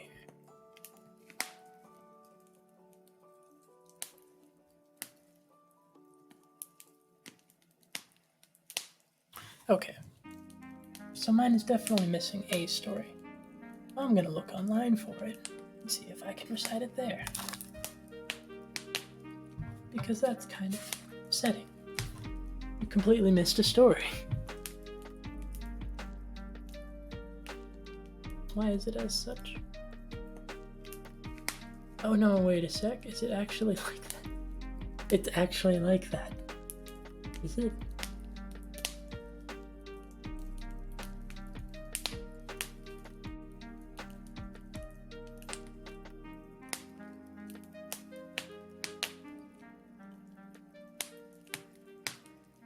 Stories are much shorter here. Oh. Story of the second sheik and the two black hounds.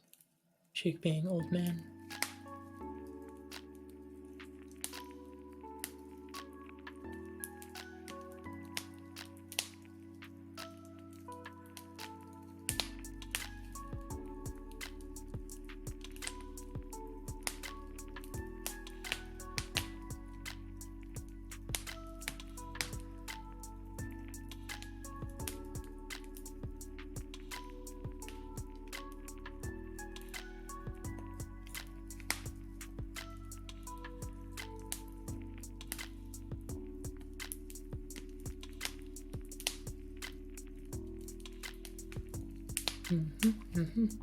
So the second story looks as it does when recounted. Okay.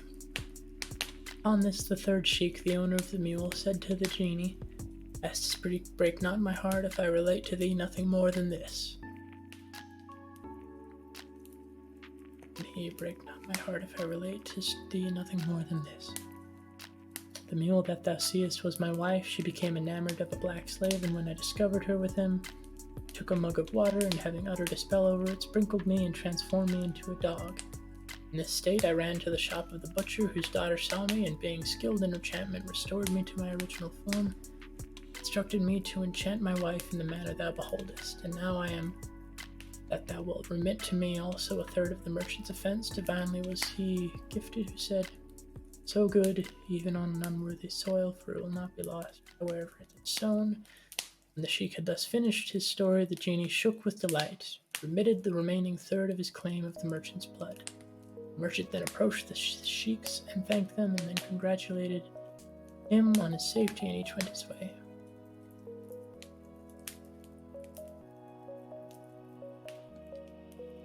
Well, that's hardly more fantastic than the other two. He only spit out like 3 sentences.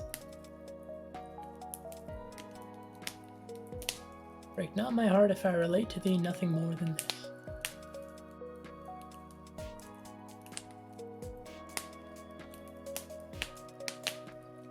So the man gets turned into a dog, runs to see his daughter, who turns him back to his original form, and the daughter tells him to enchant his wife into a mule.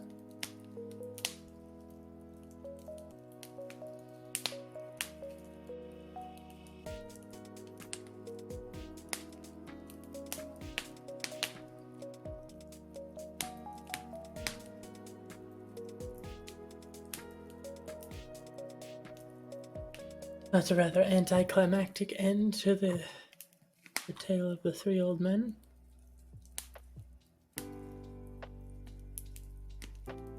The other 2 most certainly had more of a bite to them, and more of a meat, I guess. I wonder why it's so short. I wonder why it's omitted in this version of the book, because at that length, she practically spent as many sentences explaining why it wasn't in there as it should have been. I'm just confused now.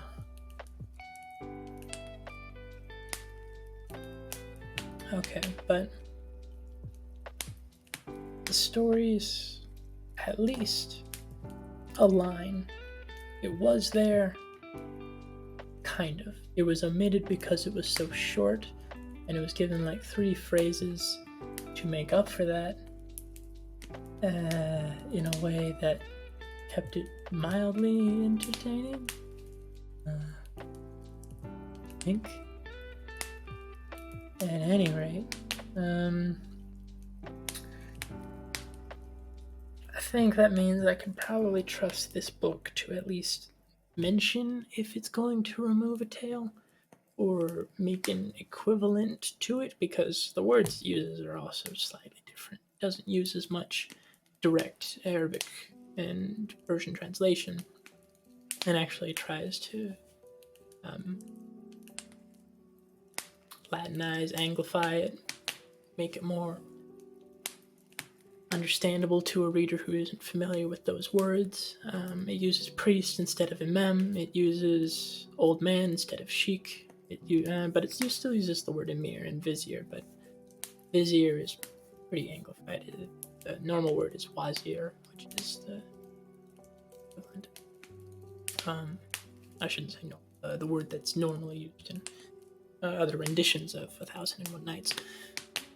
That being said, don't feel like reading any more of this after that excursion and trying to find out why 3 sentences were omitted from the tale.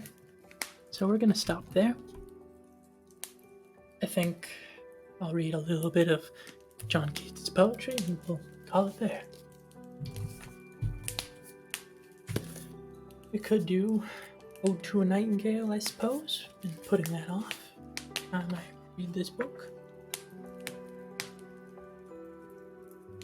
Ode to a Prisoner was nice. Ode to Psyche, perhaps, maybe. We'll do Ode to a Nightingale.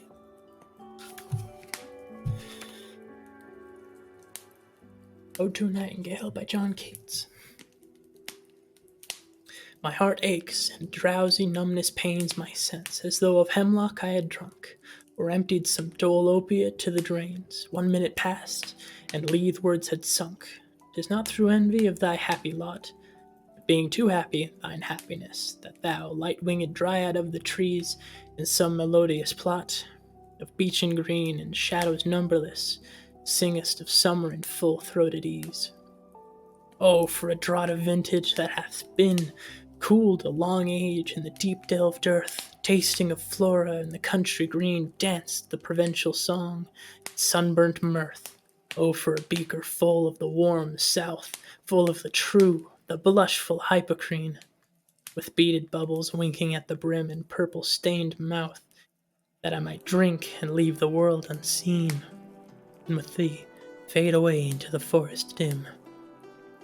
Fade far away, dissolve, and quite forget what thou among the leaves hast never known, the weariness, the fever, and the fret, here where men sit and hear each other groan, where palsy shakes a few sad last grey hairs, where youth grows pale, and spectre thin and dies, where but to think is to be full of sorrow, and leaden eyes despairs, where beauty cannot keep her lustrous eyes, or new love pine at them beyond tomorrow. Away, away, for I will fly to thee, not charioted by Bacchus and his pards, but on the viewless wings of poesy.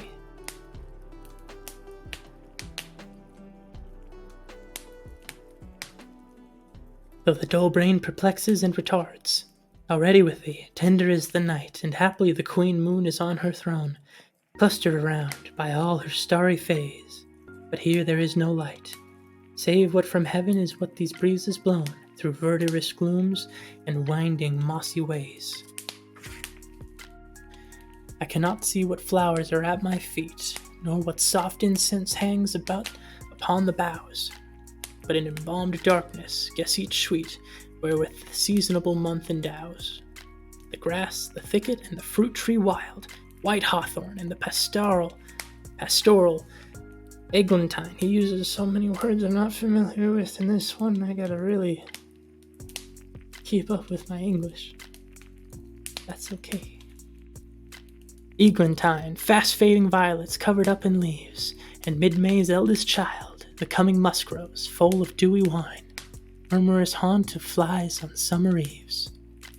Darkling I listen, and for many a time I have been half in love with easeful death, called him soft names in many amused rhyme. To take into the air my quiet breath, now more than ever seems it rich to die, to cease upon the midnight with no pain, while thou art pouring forth thy soul abroad. It is such an ecstasy. Still wouldst thou sing, and I have ears in vain, to thy high requiem becomes a sod. Thou wast not born for death, immortal bird. No hungry generations tread thee down. The fear I hear this passing night was heard in ancient days by emperor and clown. Perhaps the self-same song that found a path through the sad heart of Ruth, when sick for home she stood in tears amid the alien corn. The same that oft times hath charmed magic casements, opening on the foam of perilous seas and fairylands forlorn. Forlorn, the very word is like a bell, to toll me back from thee to my sole self. Adieu, the fancy cannot cheat so well as she, the famed to do, deceiving elf. Adieu, adieu, thy plaintive anthem fades, past the near meadows, over the still stream, up the hillside, and now 'tis buried deep in the next valley glades. Was it a vision, or a waking dream? Fled is that music, do I wake or sleep?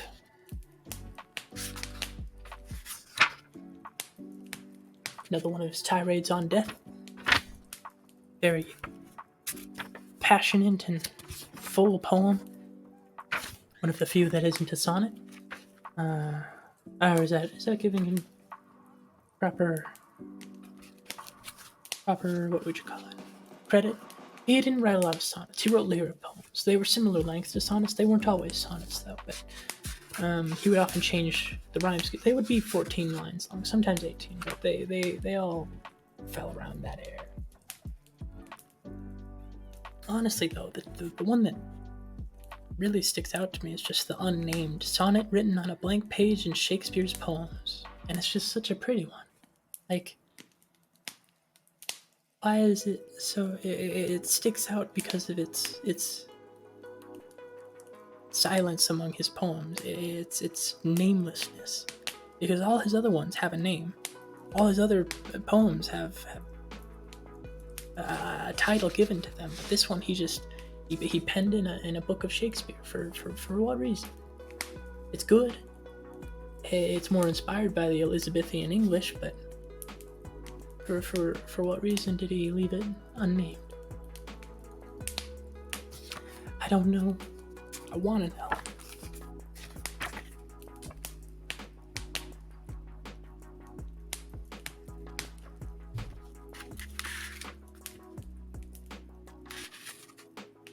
That's the one we're going to next.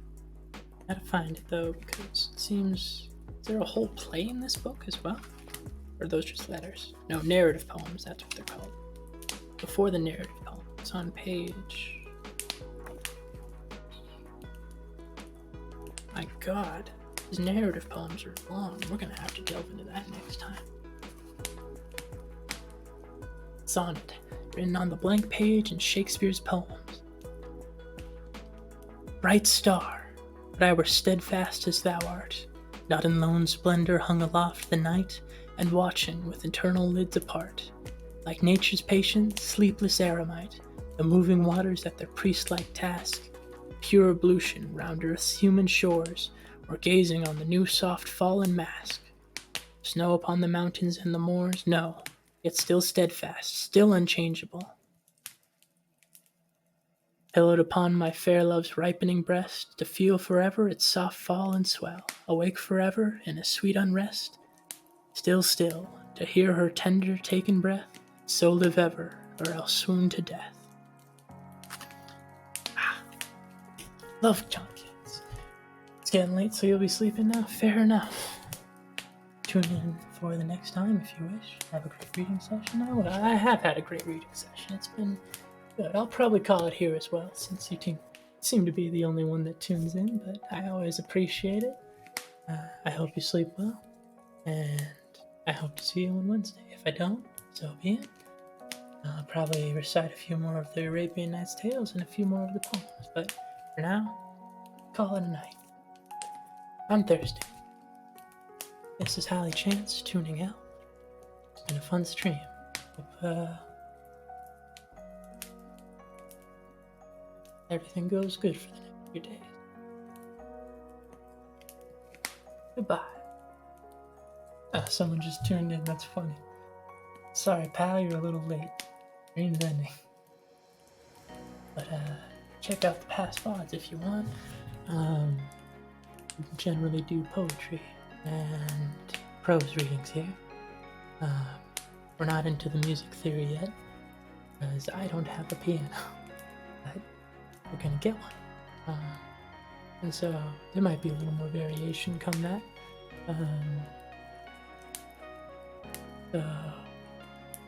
Yeah.